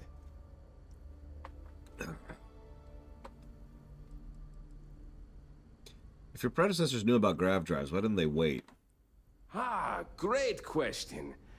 I do not know for sure, but I can venture a guess. All of the reading I've done on the matter suggests that at the time, there was uncertainty that the technology would ever work, or if it did, that it would work at the scale we needed. So, I trust they made the decision to strike out when they did, fully believing it was the only way. Cool. Any cool stories? Many years ago, when I was a junior engineer, the reactor's computer burned out. The computer that controls the reactor's various regulators.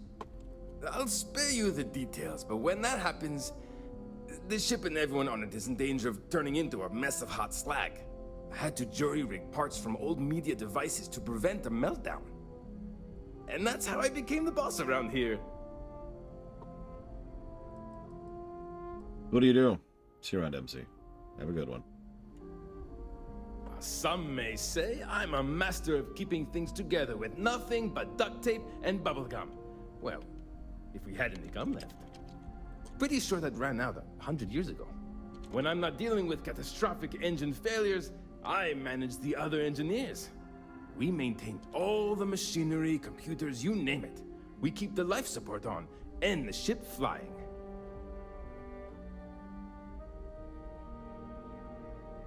So, I'm supposed to help you prep this ship for a gravity drive. What grav drive?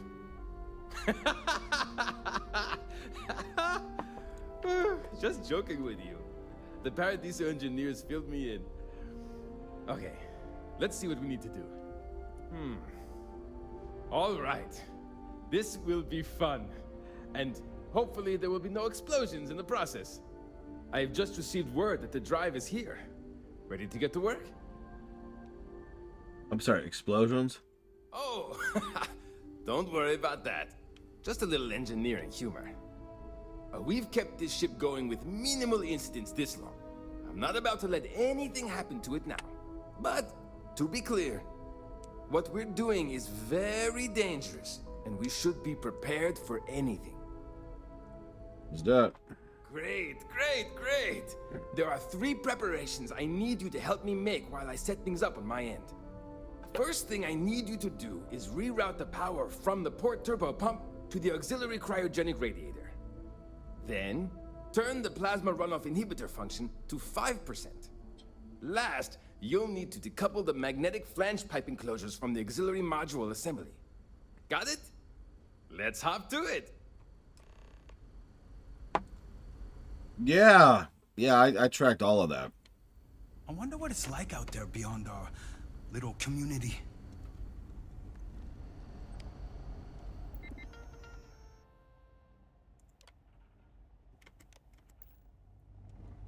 Damn, I actually do have to have tracked all that.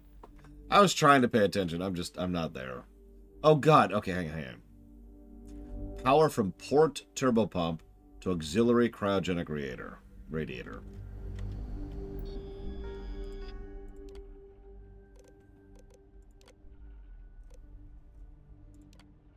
Error, cannot complete. Why not?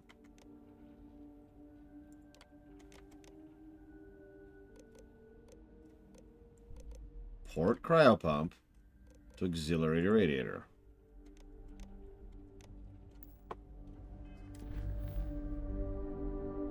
Sorry, turbo pump. God, I can't even read my own thing. Turbo pump.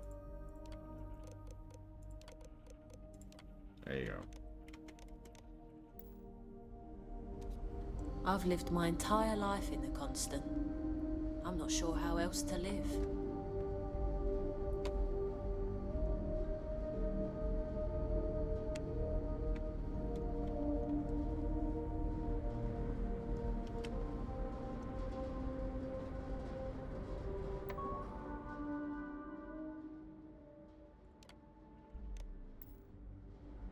Alright, hold on. Okay, so plasma runoff inhibitor to 5%. Plasma runoff inhibitor to 5%. How many times?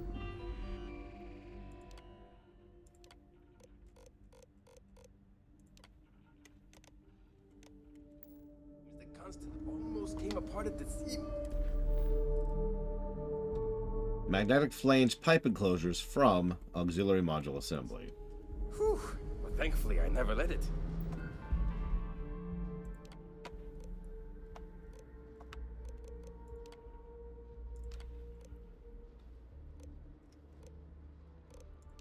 Nope. Damn it, I've already lost it.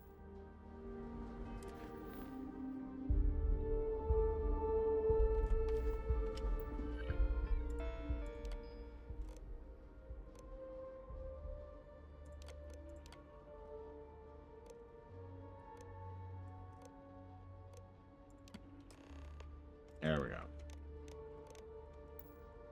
Looks like everything is good to go on both your end and mine.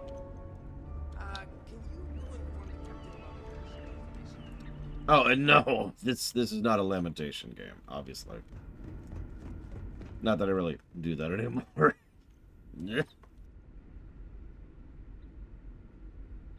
Oh my god.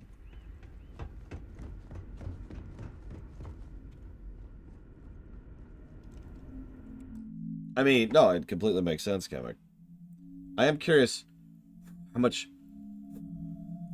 time you have lost. Lost is the wrong word. Sunk? Spent? Played? Like, just screwing around with the outpost system, for example. Because I could see really delving into that and really getting a large-scale, like, outpost empire going on. We were never trained to address threats coming from outside our ship. No matter the outcome, I won't let my crew down. Have we never, like, discussed with you what we're doing? Well, well, it would appear we have the means to go nearly anywhere now, thanks to you. The engineers even upgraded our communications equipment so we can speak with passing ships. Turns out it was a pretty easy fix. Thank you again for all you've done. You're welcome. Without you, we'd most likely be stuck. But you went above and beyond.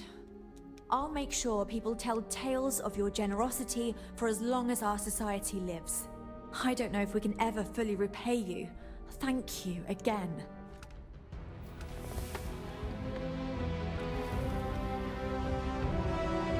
Quest complete.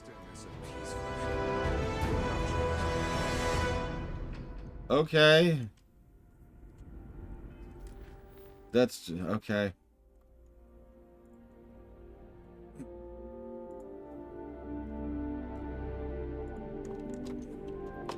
Actually, this is gonna sound strange, but I'm leaning more towards a negative to gameplay rather than story for that. Now, hear me out for a second. Obviously, there are some narrative problems with that quest, but I think they're all more a function of the gameplay. The fact that it's just kind of like, hey, here's this issue. You don't really have a lot of choices in the matter. You're locked into your choice very early without really being able to back out or otherwise pursue your other options. Not that other options even exist. And the gameplay options that are presented are just kind of, huh? And then, like you say, it just kind of ends. That's not great, you know?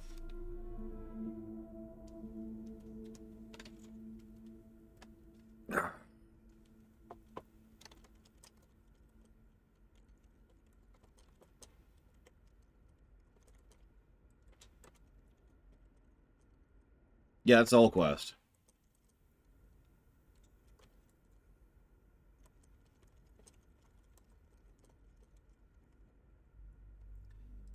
Okay. Hey, we should return our evidence. Oh my god. So we've got the Freestar Rangers, we've got the Ryujin, and then we've got the Vanguard. I bet you money we don't, Reggie. That was just a side quest. It was a specific side quest Zeiss requested I do. And he's our majority shareholder, so I was inclined to agree to it.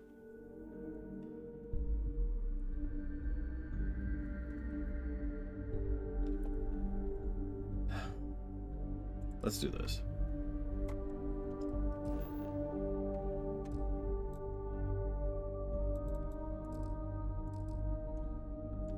I am carrying too much and cannot fast travel.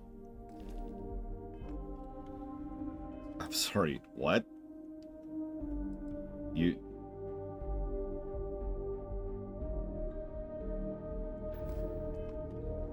Okay, hang on. I have a theory.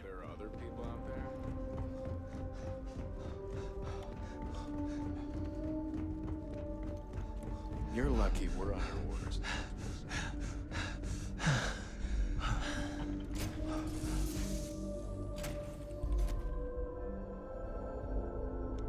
So, I have a really stupid question, Chemic.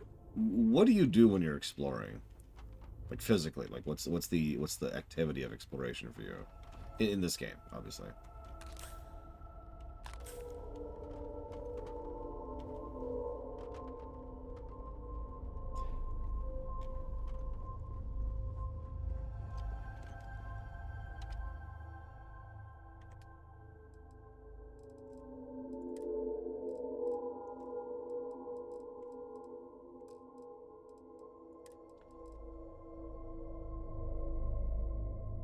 You know, that's a good question, Jataho, but to my knowledge, no.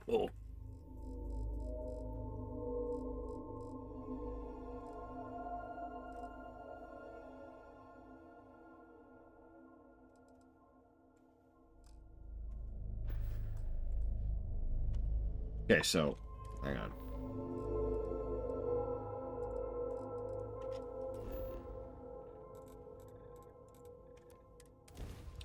So we can fast travel from the ship. Now that's actually better than what I was expecting.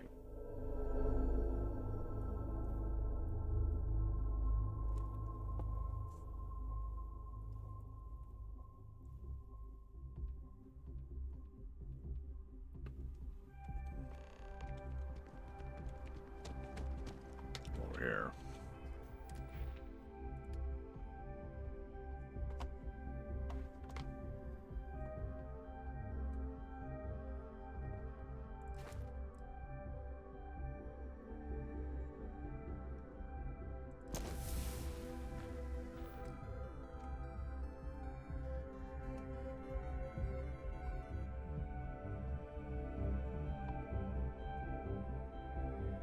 Aw. You don't have to be shy around me as I enjoy it, even when I'm dying. Thank you very much for the support. I'm glad you like the content that I push out, as terrible and sickly as it is. If you want to put that towards up to 3 future streams, please let me know. But either way, thank you. You can also just lurk. We here at the Lore Walkers are very tolerant of lurkers. Except for you. You know who you are.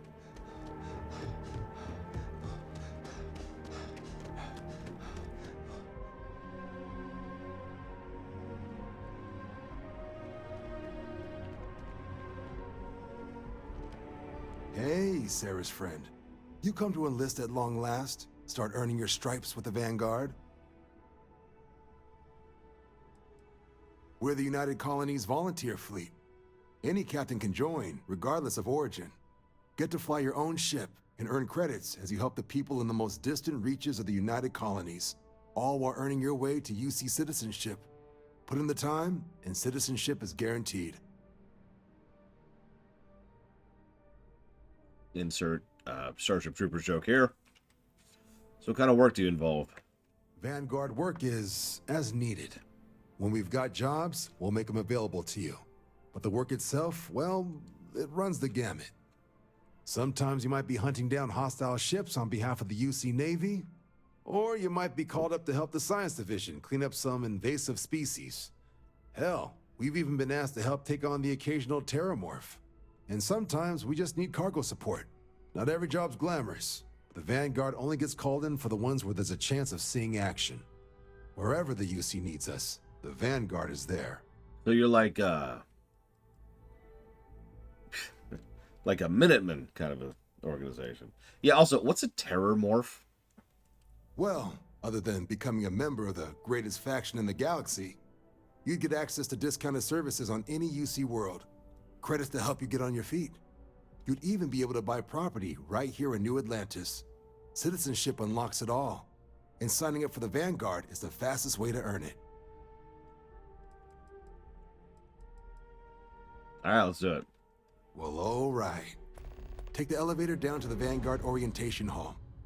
You can get started at any of the registration terminals. The system will walk you through the rest. And if you've got any questions, I'm happy to answer them.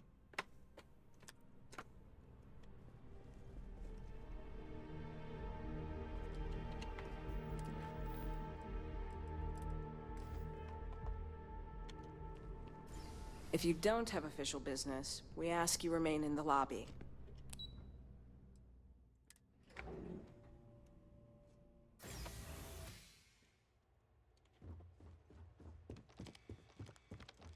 Okay, let's register. Okay.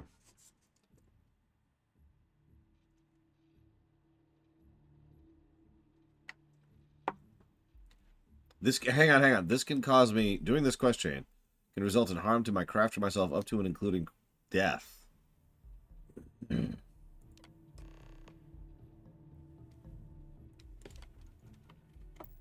Registration accepted. You may now proceed through the historical displays in the orientation hall, or continue on to the examination. In 2150, humanity learned the Earth's magnetosphere would collapse sometime in the next half-century, eliminating all life on the planet. Decisive action was required, but the secure transport of an entire civilization would demand a new kind of cooperation, a new kind of courage, and a new kind of union. Thus, in 2159, the United Colonies were formed to make that journey possible. Just 1 year later, the Galileo, the first of many colony ships, touched down here on Jemison, beginning a new era of human history, the age of the United Colonies. But I have many questions.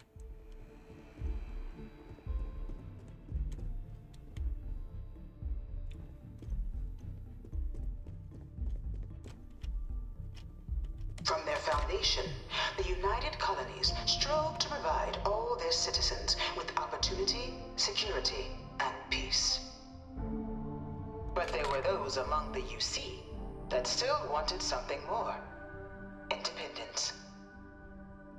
So in 2161, the UC issued the Centaurus Proclamation, granting UC citizens the right to settle distant worlds and form their own sovereign powers.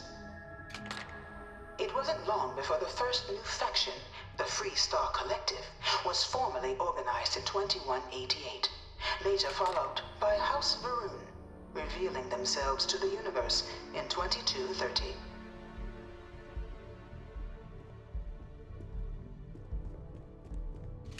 It was only in 2230 that the faction known as House Varun first made contact with the rest of the settled systems. Founded by the passengers of a colony ship that had left New Atlantis and disappeared 4 decades earlier, House Varun was a faction unlike any other. A theocracy dedicated wholly to the beliefs of its isolationist founder, Janan Varun. House Varun initially made overtures of peace towards the rest of the settled systems. They claimed their only intention was to spread the word of their god, the Great Serpent. But none could have guessed that this worship might take the form of a bloody war. As the hero of the Serpent's Crusade. You need your own comic book, your own cartoon, your own theme song. We have got to make this happen. The Freestar Collective was initially founded in 2188. When the citizens of Aquila banded together with the pleasure city of Neon in mutual defense. But in 2194, after the deployment of a UC medical star station in orbit around their world, the citizens of Narion also requested to join the collective. The resulting rise in tensions between the Freestar Collective and UC culminated in the settled system's first intergalactic conflict, the Narion War. Despite a decisive victory by the UC, the colonies permitted the citizens of Narion to join the collective, forming the basis for the fiercely independent union that persists to this day.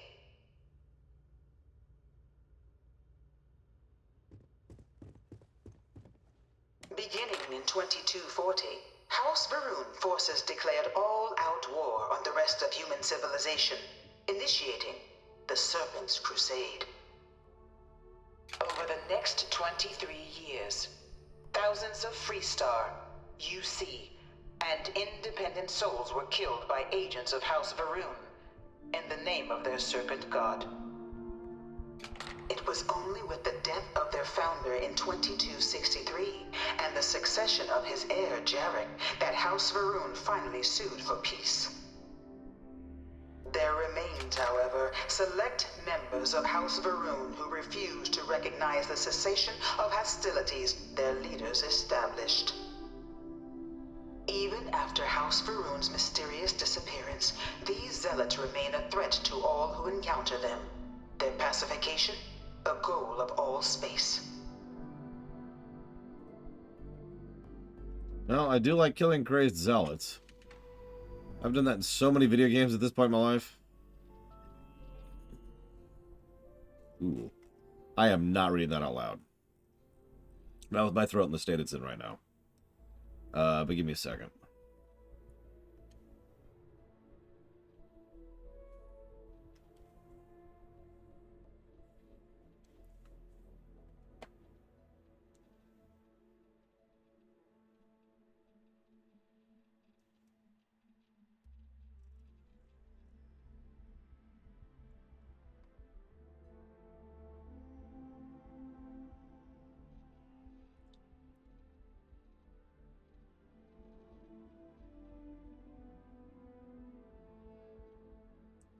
So, no, it doesn't say anything about how it was started.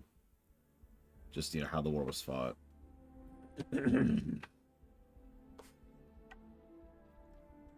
The more I play this game, the more I think that it really should go more towards, well, post-apocalypse. Put very, very bluntly. Now, granted, you know, you could argue that the game is post-apocalyptic. You could argue that the game has that frontier and settlement vibe going for it. But the problem is it keeps doing that and also, you know, pretty much the opposite of that, a settled interstellar society kind of a thing. The reason I bring that up right now, one of the concessions of the war, so the UC apparently actually won that war, but it was such a costly victory that they actually acceded to all the requests of the Freestar Collective except for two. One was mineral rights, you know, payment. The second, no faction may ever colonize more than 3 systems. So the UC has Alpha Centauri, Sol, and the Wolf system. Freestar has Cheyenne, Voli, and Narian. And if these were just random, nobody outlying colonies kind of a thing, I could actually feel this vibe a lot better. I just don't think it's earning that, which is a damn shame. Hi, Colgrim. Because I kind of like that idea.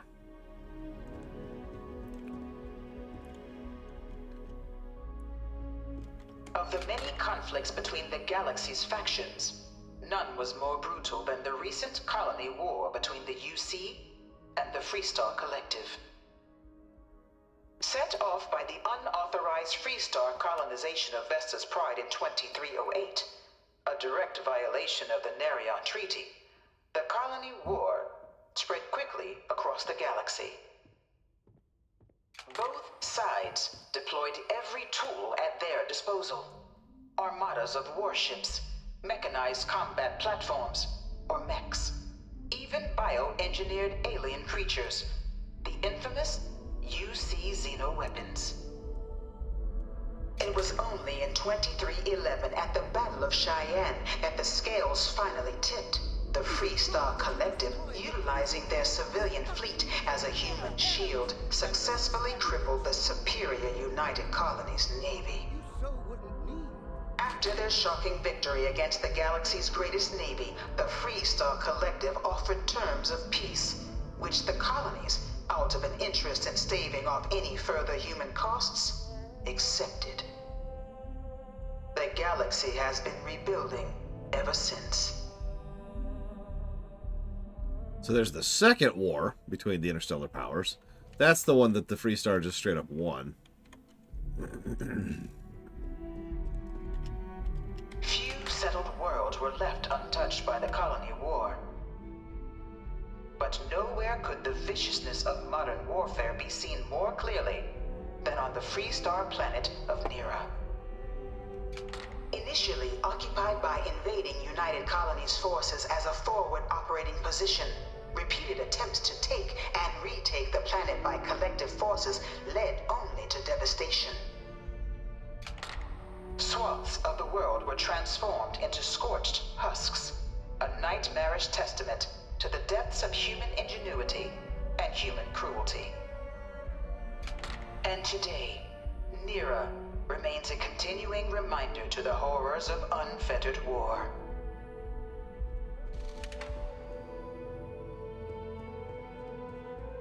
You know it was some UC general that condemned Londinium? Gave it over to these things. One of these murals said he was executed after the war. Might have gotten off too lightly.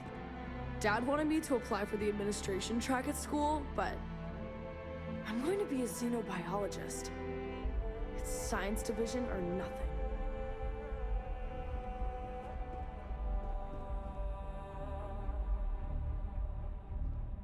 In the midst of the colony war, a different kind of tragedy struck the UC city of Londinian. A newly constructed but critical supply center for the United Colonies' war effort, Londinian found itself overrun by one of the galaxy's most mysterious predators, the Terramorph. A rare but pervasive threat to all human-settled worlds, Terramorphs swept over the city, seemingly out of nowhere, on a scale never before seen in recorded history. Valiant efforts by the UC military slowed the onslaught, but the creatures proved unstoppable. Ultimately, the decision was made to destroy the Londinian spaceport, sealing off the city, the outbreak, and its citizenry from the galaxy at large. The tragedy of Londinian is mourned by the UC to this day.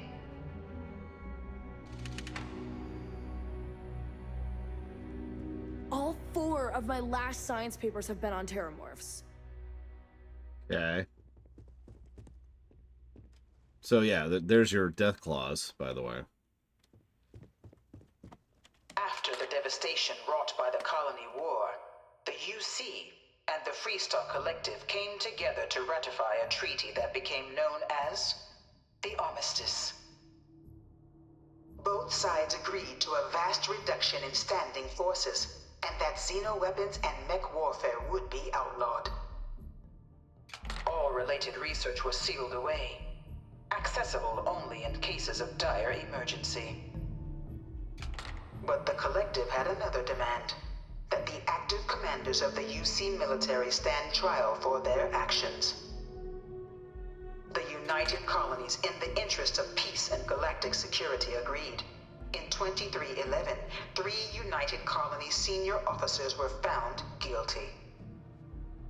Commander Henry Durant, General Indira Rastogi, and Fleet Admiral Francois Sanon, known better as Ve Victus. All were sentenced to death for their actions, bringing the colony war to a close and returning peace to the galaxy at long last.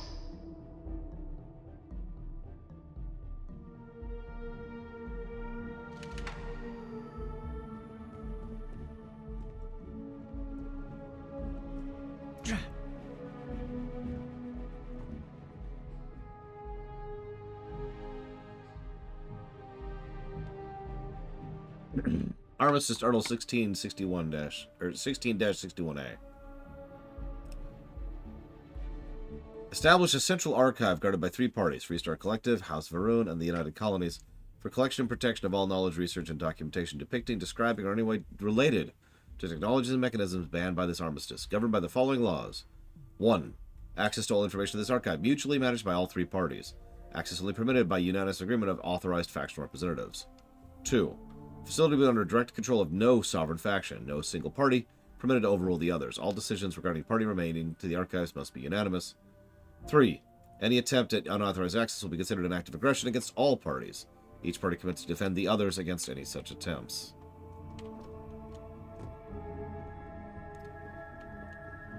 Okay, I'm sorry. You have spaceships, and you're banning mechs?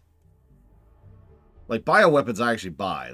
That's just a mess and is going to grow out of proportion. And I'm sure you all caught the fact that Terramorphs are totally a bioweapon. But, like, mechs?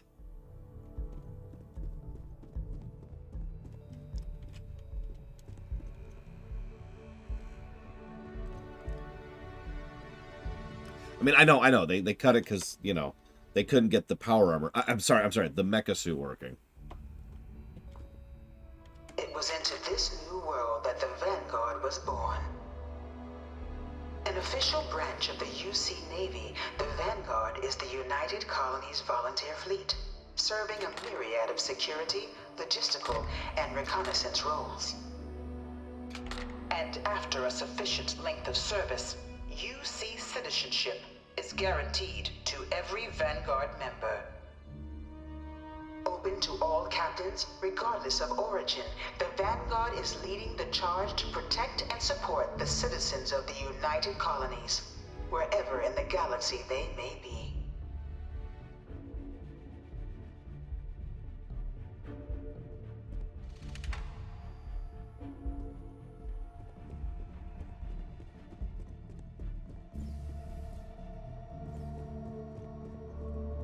Oh, and by the way, just to lament that for a second. I really hope this is just a phase. That looks pretty cool. That probably would have been pretty cool if they'd pull it off correctly. Although that is, of course, the problem, isn't it? They would have to successfully implement that.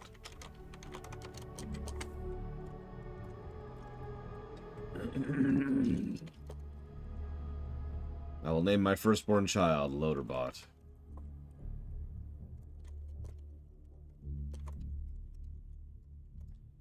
Thank you very much, Croatia. Always appreciate. I'll put that towards A Stranger in Paradise, Gothic 1, Mass Effect Andromeda. I'm glad that despite my current physical status, you still enjoy my show. Thank you.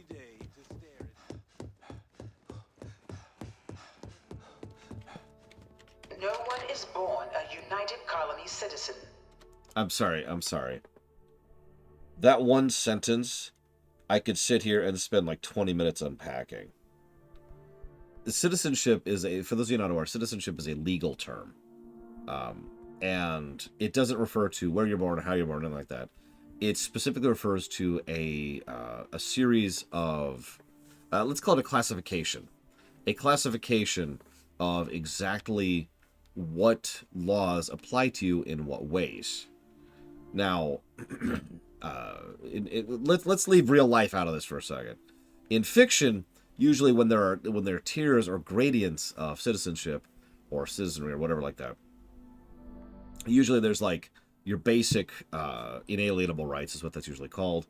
In other words, that's the part where you're born into that. You're a brand new newborn baby. You have some basic rights. That's not always true, by the way, but whatever. Then there's tiers, like you earn higher tiers. Higher tiers gain access to more things, and it's usually done by a government as a method to try and encourage its citizens to participate in the governing body, either in terms of public service or in terms of the military. Yeah, in other words, in practice, what this boils down to is a caste system.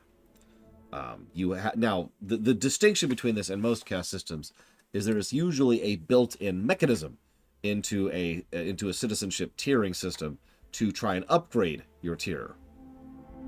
But obviously, you have to actually pay attention to what you're doing and how to do it in order to move up that tier, and that's not always something you particularly want to do, so that sucks. And I realize I'm talking badly here, and I apologize. But the point here being that the mere fact that you are not born into citizenship in this particular area, in these districts, in this region, it's very Roman, isn't it? Only through service to the UC can one hope to earn one's citizenship. Canopus, that's a good example. UC prides itself on taking care of its people. Cost of living controls means citizens pay less than their foreign counterparts for needs big and small. All citizens are issued a grant upon joining to get themselves on their feet. And only UC citizens have the opportunity to purchase property, getting the chance to live in one of the most beautiful cities in the settled systems. By joining the Vanguard today, you too can begin earning your place here, in the heart of galactic civilization, as a citizen of the United Colonies. There's also, an implication there, which I might be reading too much into it, that, shut up, that there are multiple methods to earn citizenship, to build up to citizenship. However, the only one thing that guarantees citizenship is military service. And yes, that is almost assuredly a Starship Troopers connecting point, because it was the same thing in the Starship Troopers film. The book's different. We don't talk about the book.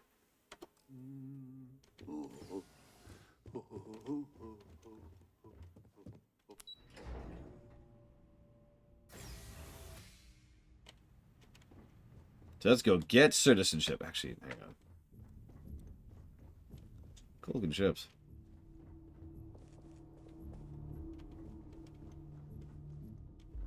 Yeah, we don't talk about the book. We don't talk about the book. We don't talk about the book.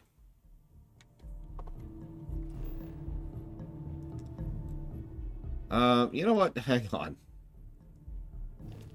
Before we continue with this, there's actually another secondary quest which I honestly forgot about. Which I kind of wanted to go, like, see what the hell is going on with.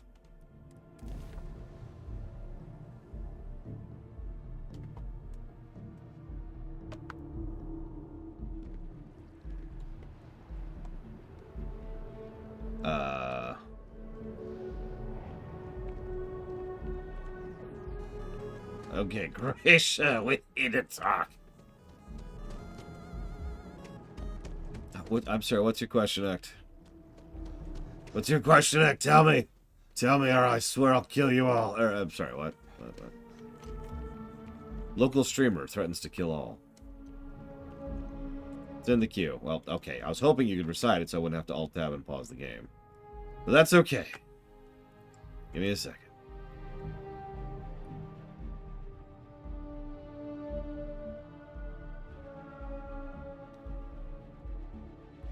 Damn it, Croatia. You're very confusing, sir, and or madam. Thank you very, very much, Croatia.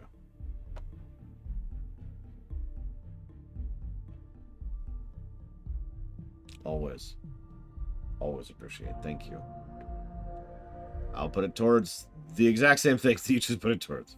Oh, no, I guess that is different, because you added colony ship, sorry. Instead of Strangers in Paradise, my bad. Oh, yeah, no, absolutely, Act. In fact, that's how I used to do it. Colony ship. It works a lot better having the one big one. The thing like this.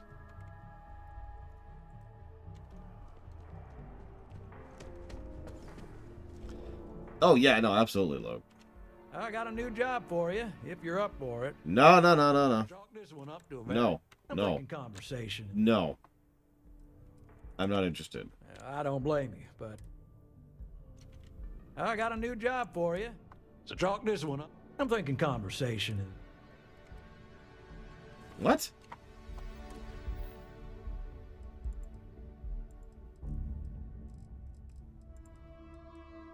Oh my god, I can't talk to him about my mortgage.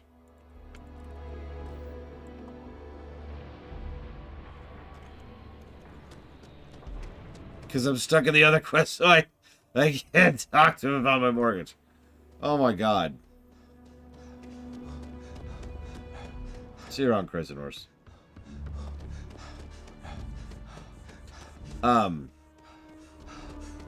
No, Act.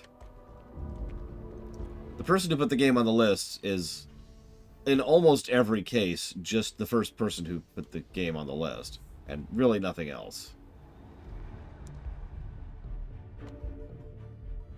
In fact, it's extremely common that the first person to put a game on the list puts it up for like $2 or $1 or whatever like that. And that's it. Not really, Brangwyn. I'm feeling worse. Does that count?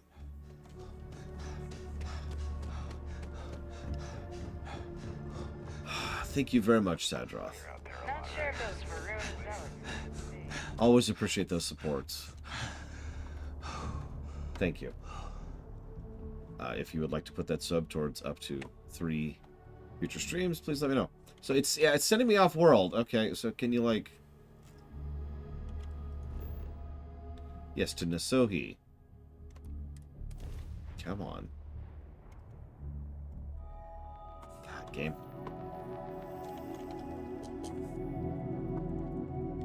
No, I'm pretty sure... well, I shouldn't say that. I'm pretty sure that... God damn it. There's gonna be worse than this.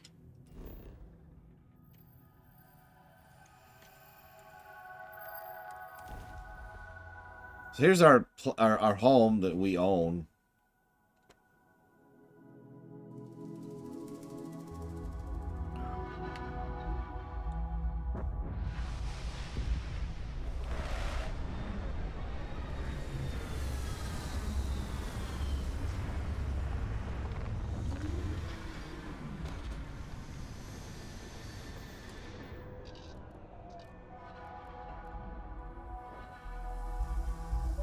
Yeah, if this is negative 35, this doesn't even beat Breath of Fire 1.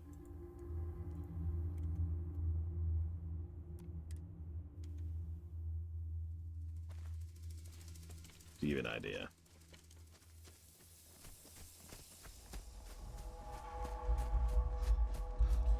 You know, Sabdoth is just sitting there going, no, stop! Because everyone's dogpiling him. Here it is, my home. Interesting. I apparently have no interior decoration, or I guess exterior decoration taste. I also apparently have a home in the middle of absolutely freaking nowhere. Just middle o' nowhere here. Which again, would make sense if this really was just Frontier. Which they keep changing their mind on. Yeah, this home is gigantic too. Look at the size of this place. Okay, pay the freaking credits then. Oh yeah, I claimed the planet, obviously.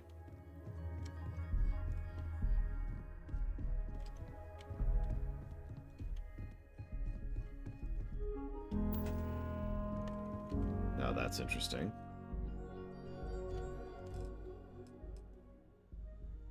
Of course, we don't have benzene or chlorine.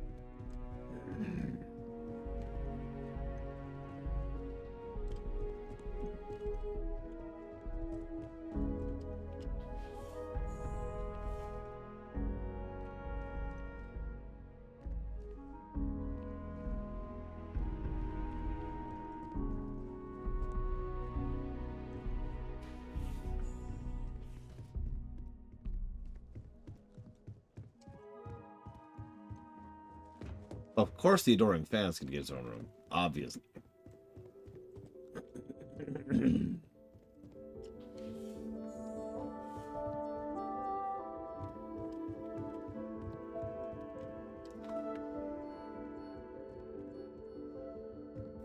Actually, we can decorate our own house, although we require resources to do it. And I haven't found a really good source of those yet.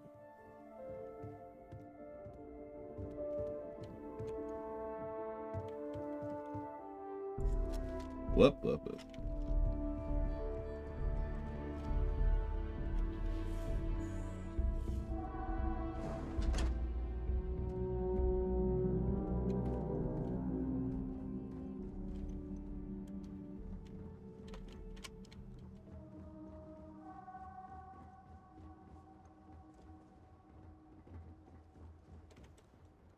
Yeah, we have terrible taste.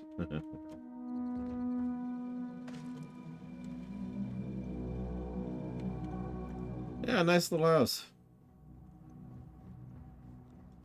I like how we don't actually even have a, like, we've got a little road leading out to that landing pad, but that's not a landing pad. That's a plot of land that does not have rocks in it.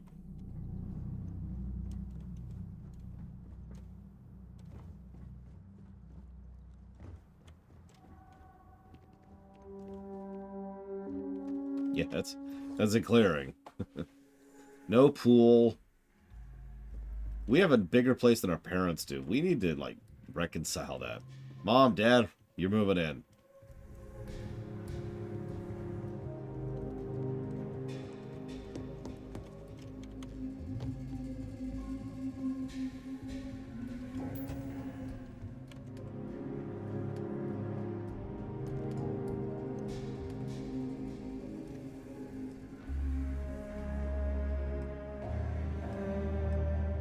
Check it out. We can get random procedural missions from our house.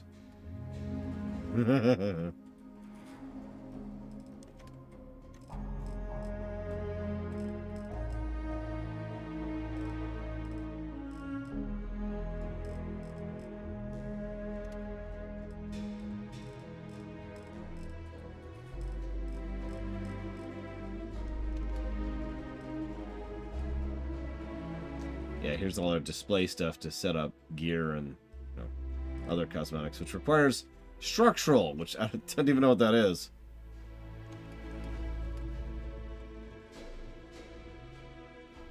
Well, let's plonk something, see what happens, shall we?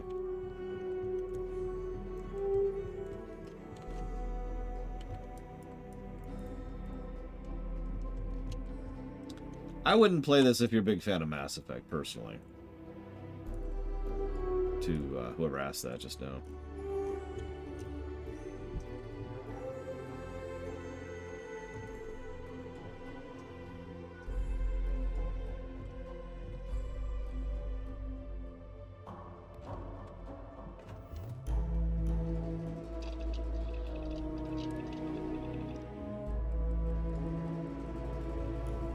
Oh wow, we actually can't make structures.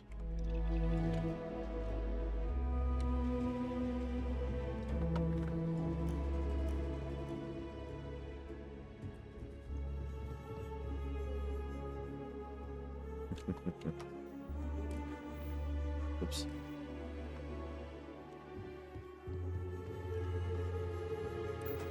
Absolutely not, Ickett, no.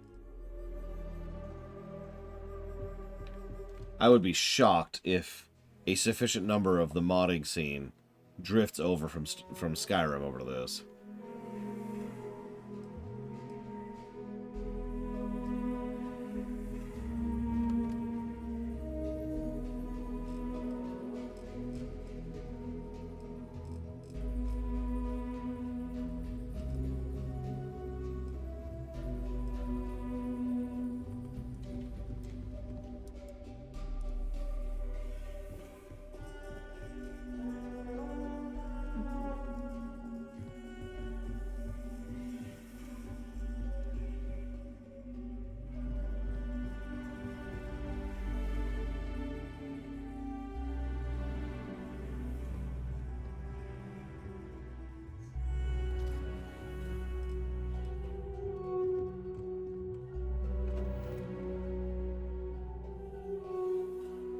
Ah, yes, the mantis in his lair.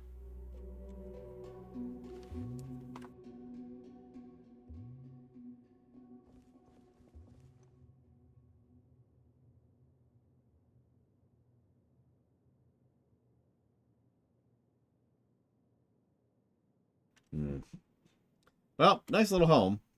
It's a shame we can't pay off the mortgage. I'm gonna make one more attempt just to see if it lets us. Now that we've, like, seen the house, right? Let's see if it lets us pay off the mortgage. If it doesn't, I'm going to forget that house even exists and move on immediately with my life.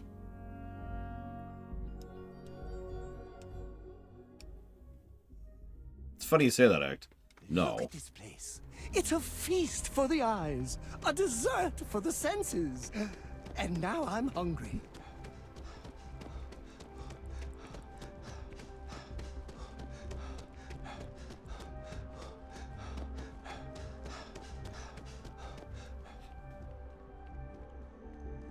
In the grim darkness of the future, there is only death. Wait. I got a new job for. So talk this. I'm thinking conversation is not.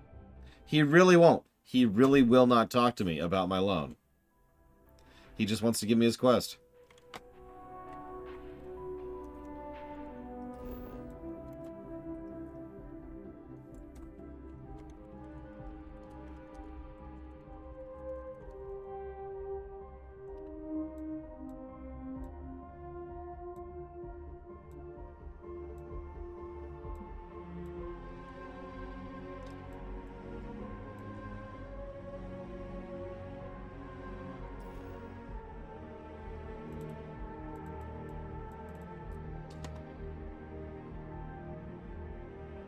No, I have not, Final Flash Kick. And I don't think I ever will.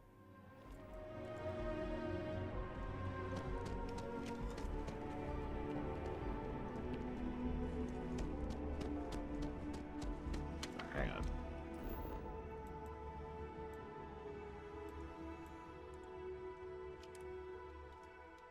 The hell is that?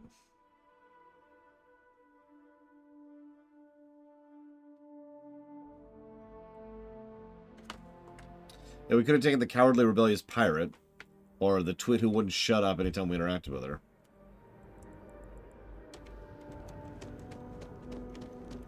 Apparently Ray Chase plays a companion in this game. I haven't met him yet. Oh, I do not get paid enough to deal with stuff like that.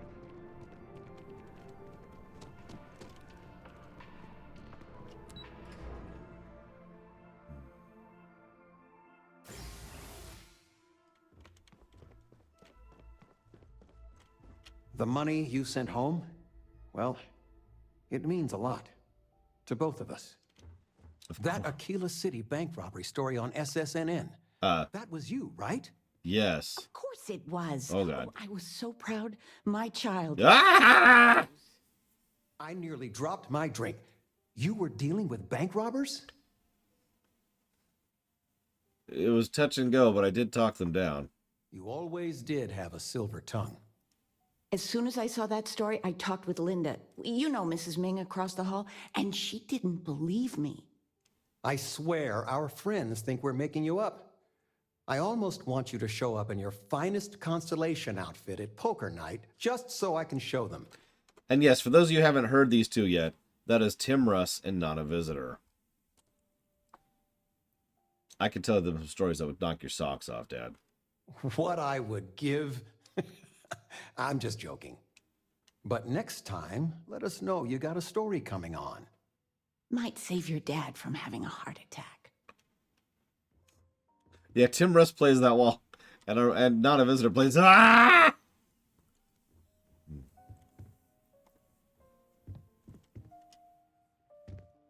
Sweetie, I was just thinking of you. You never knew your gran, but she's about the only one like you in my whole family tree. Left home at an early age. Well, ran away, really. Became a UC Marine, if you can believe it. That's pretty impressive. You would know better than I. I only met Grandma a few times. Oh, she was fierce. I swear. Her eyes almost glowed. Every time I saw her, she'd drill me on math. If I got her questions correct, she'd give me a treat. Once, I got them all right and answered her bonus question, and she smiled. The only time I ever saw her do that. Most formidable woman I have ever met. I would have liked her, probably. I don't know why, but I really think you would. Well, I was going through storage, and I found her old armor. I think she'd like you to have it. You have that same thing. You're forging your own path, not just letting life toss you this way and that.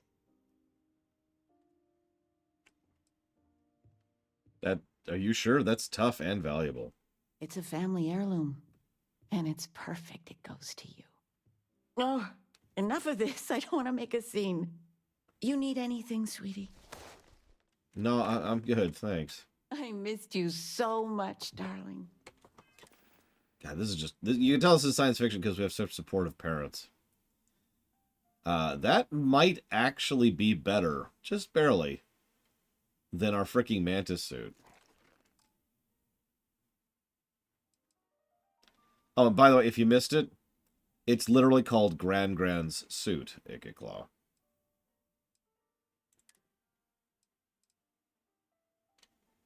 Yeah, that's just straight up better than the Mantis gear.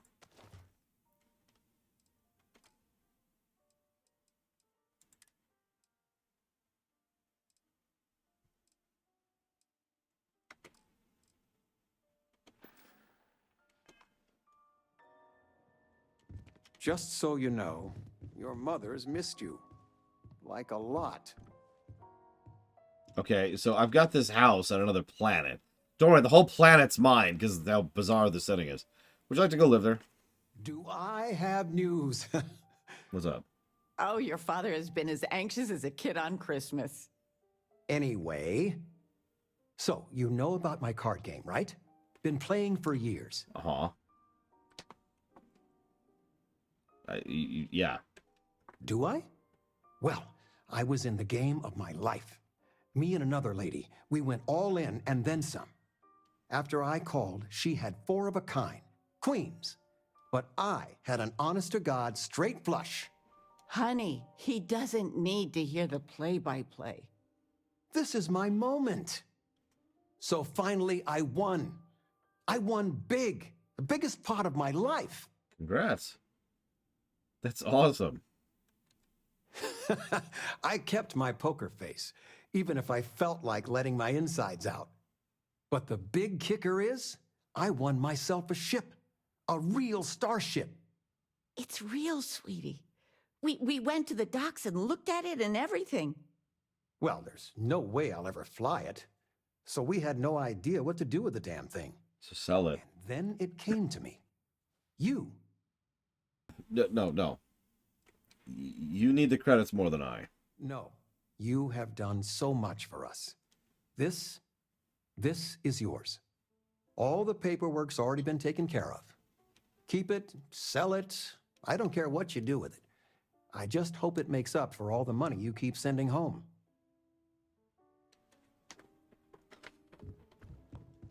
Thanks, Dad. Thanks, Mom, for superior gear to the Batman suit. Thanks, Dad, for a freaking spaceship. God, I don't know what kind of parents you have, TSB. This is not something I am particularly accommodating to. Let's go see our new ship. Let's go see the ship Dad bought. Or won, excuse me. Yeah, we're start making meth in this thing immediately. Problem? Obviously.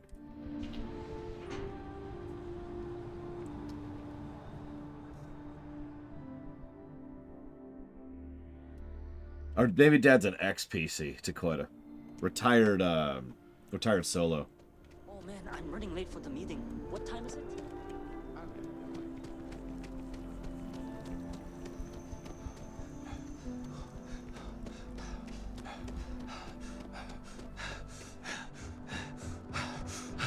Doing great, actually. Thanks What? for asking. You will be scanned as you enter the city. Please keep...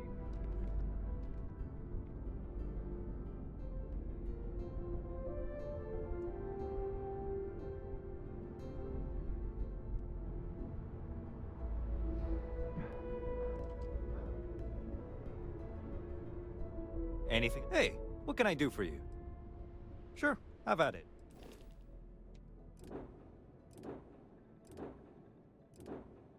The Wanderwell. Looks like it has... What do we got here?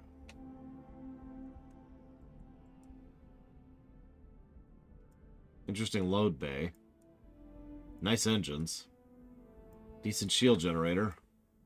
Weapons are kind of crap, but that's easily fixed.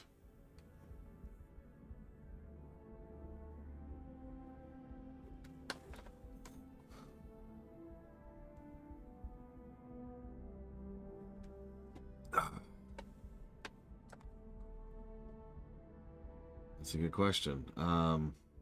First of all,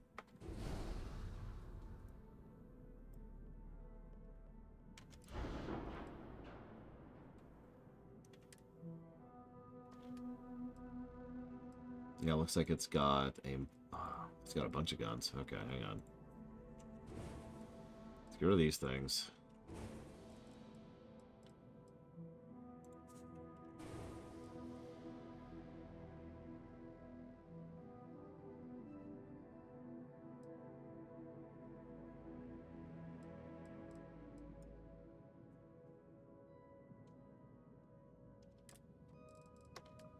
I mean, you know we're just going to go right for guns, right? Thanks, Dad. I promised to get tons of firepower on this thing immediately.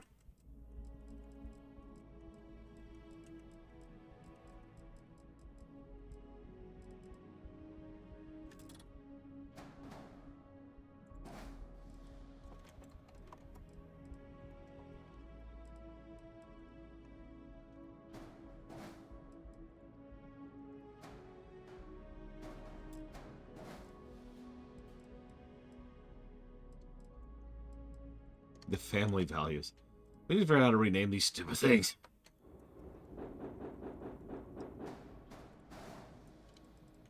There we go.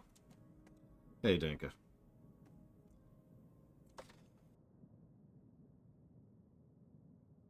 Naturally, it puts us over mass. Which sucks. I don't know. Maybe not.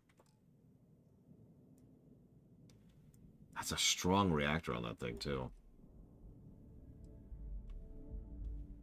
Yeah, this ship literally has parts I can't actually access yet because I don't have the level 2. So this is quite literally objectively better than I have access to at this point. How do I change the ship's name?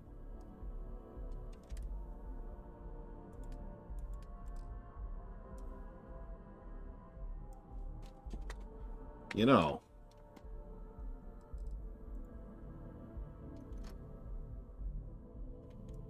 Hang on. I have a weird thought.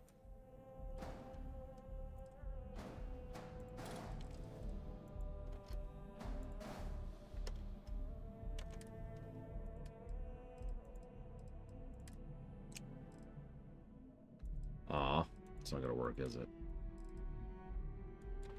Damn, never mind. Doesn't work that way, Gray. So, no, I can't.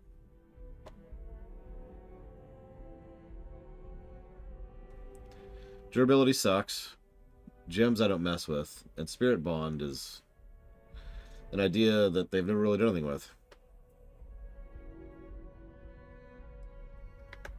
If you want more in-depth thoughts, ask again in about a week when we're streaming FF14. Because right now, I'm barely here.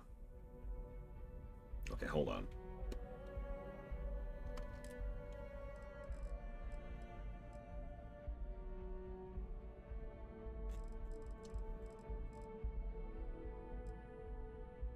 Well, yeah, Act, obviously. We're doing the side quests. Why wouldn't we?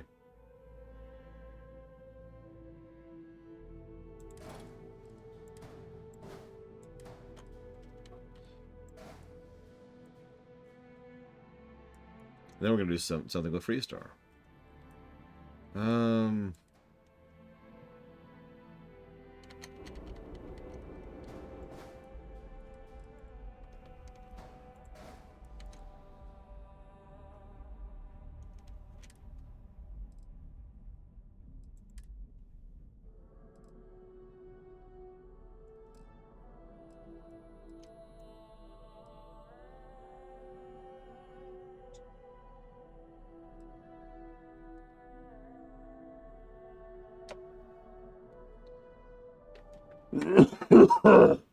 Yeah, the whole run's been cursed, Fragrant. I've had to move the Patchwalker run around twice now.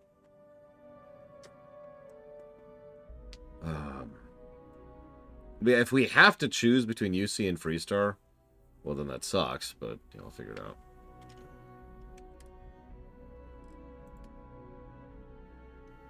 Aw. Oh, those are C's, my bad. Yeah, whatever. That was a dumb idea anyways. Not today, no, Noctis. Unless you count before we started implementing it, in which case, yes. Oh, there it is. Let's call this...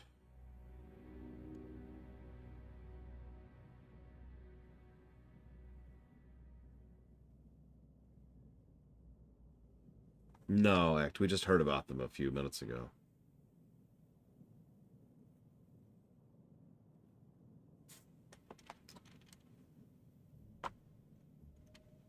Loaderbot.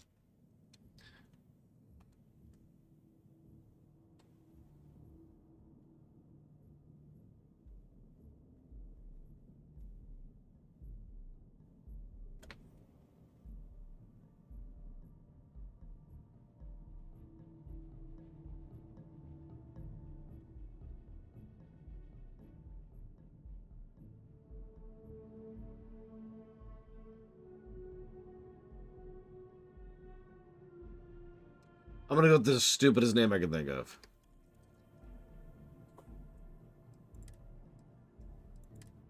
The Star Trek.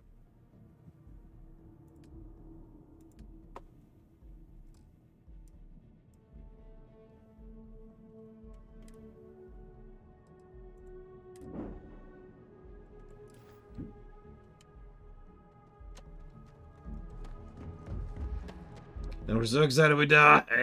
Oh, God. We're dead.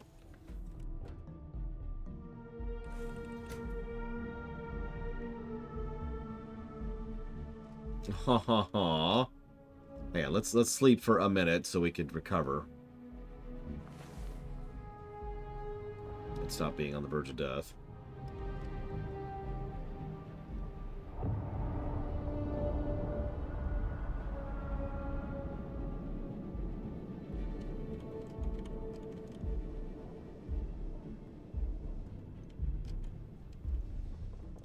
Cozy little thing.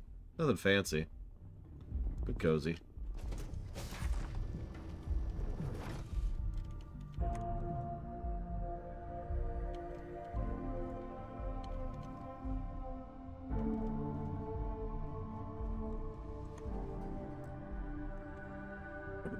I mean, the shipbuilder's legit, so that tracks.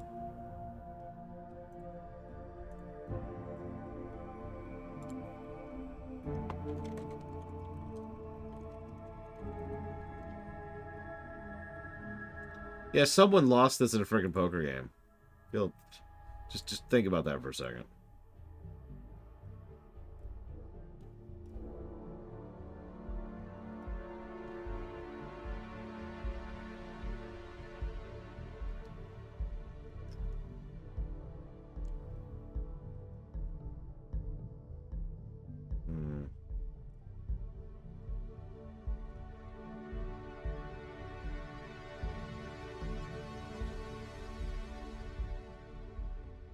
So I was trying to find a comment, but I can't find it now, of course.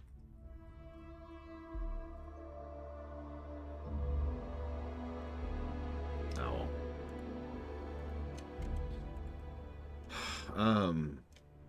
Nice little ship. I might actually stick with it. But you probably already saw this coming. Those are the two things I want to do. I will apparently have to do some off-camera research to see if we have to choose between the UC and the Freestar to verify that. But for right now, I've kind of reached the end of my limit. I'm going to go lay down. The goal is to do a second stream today. I'm not promising that.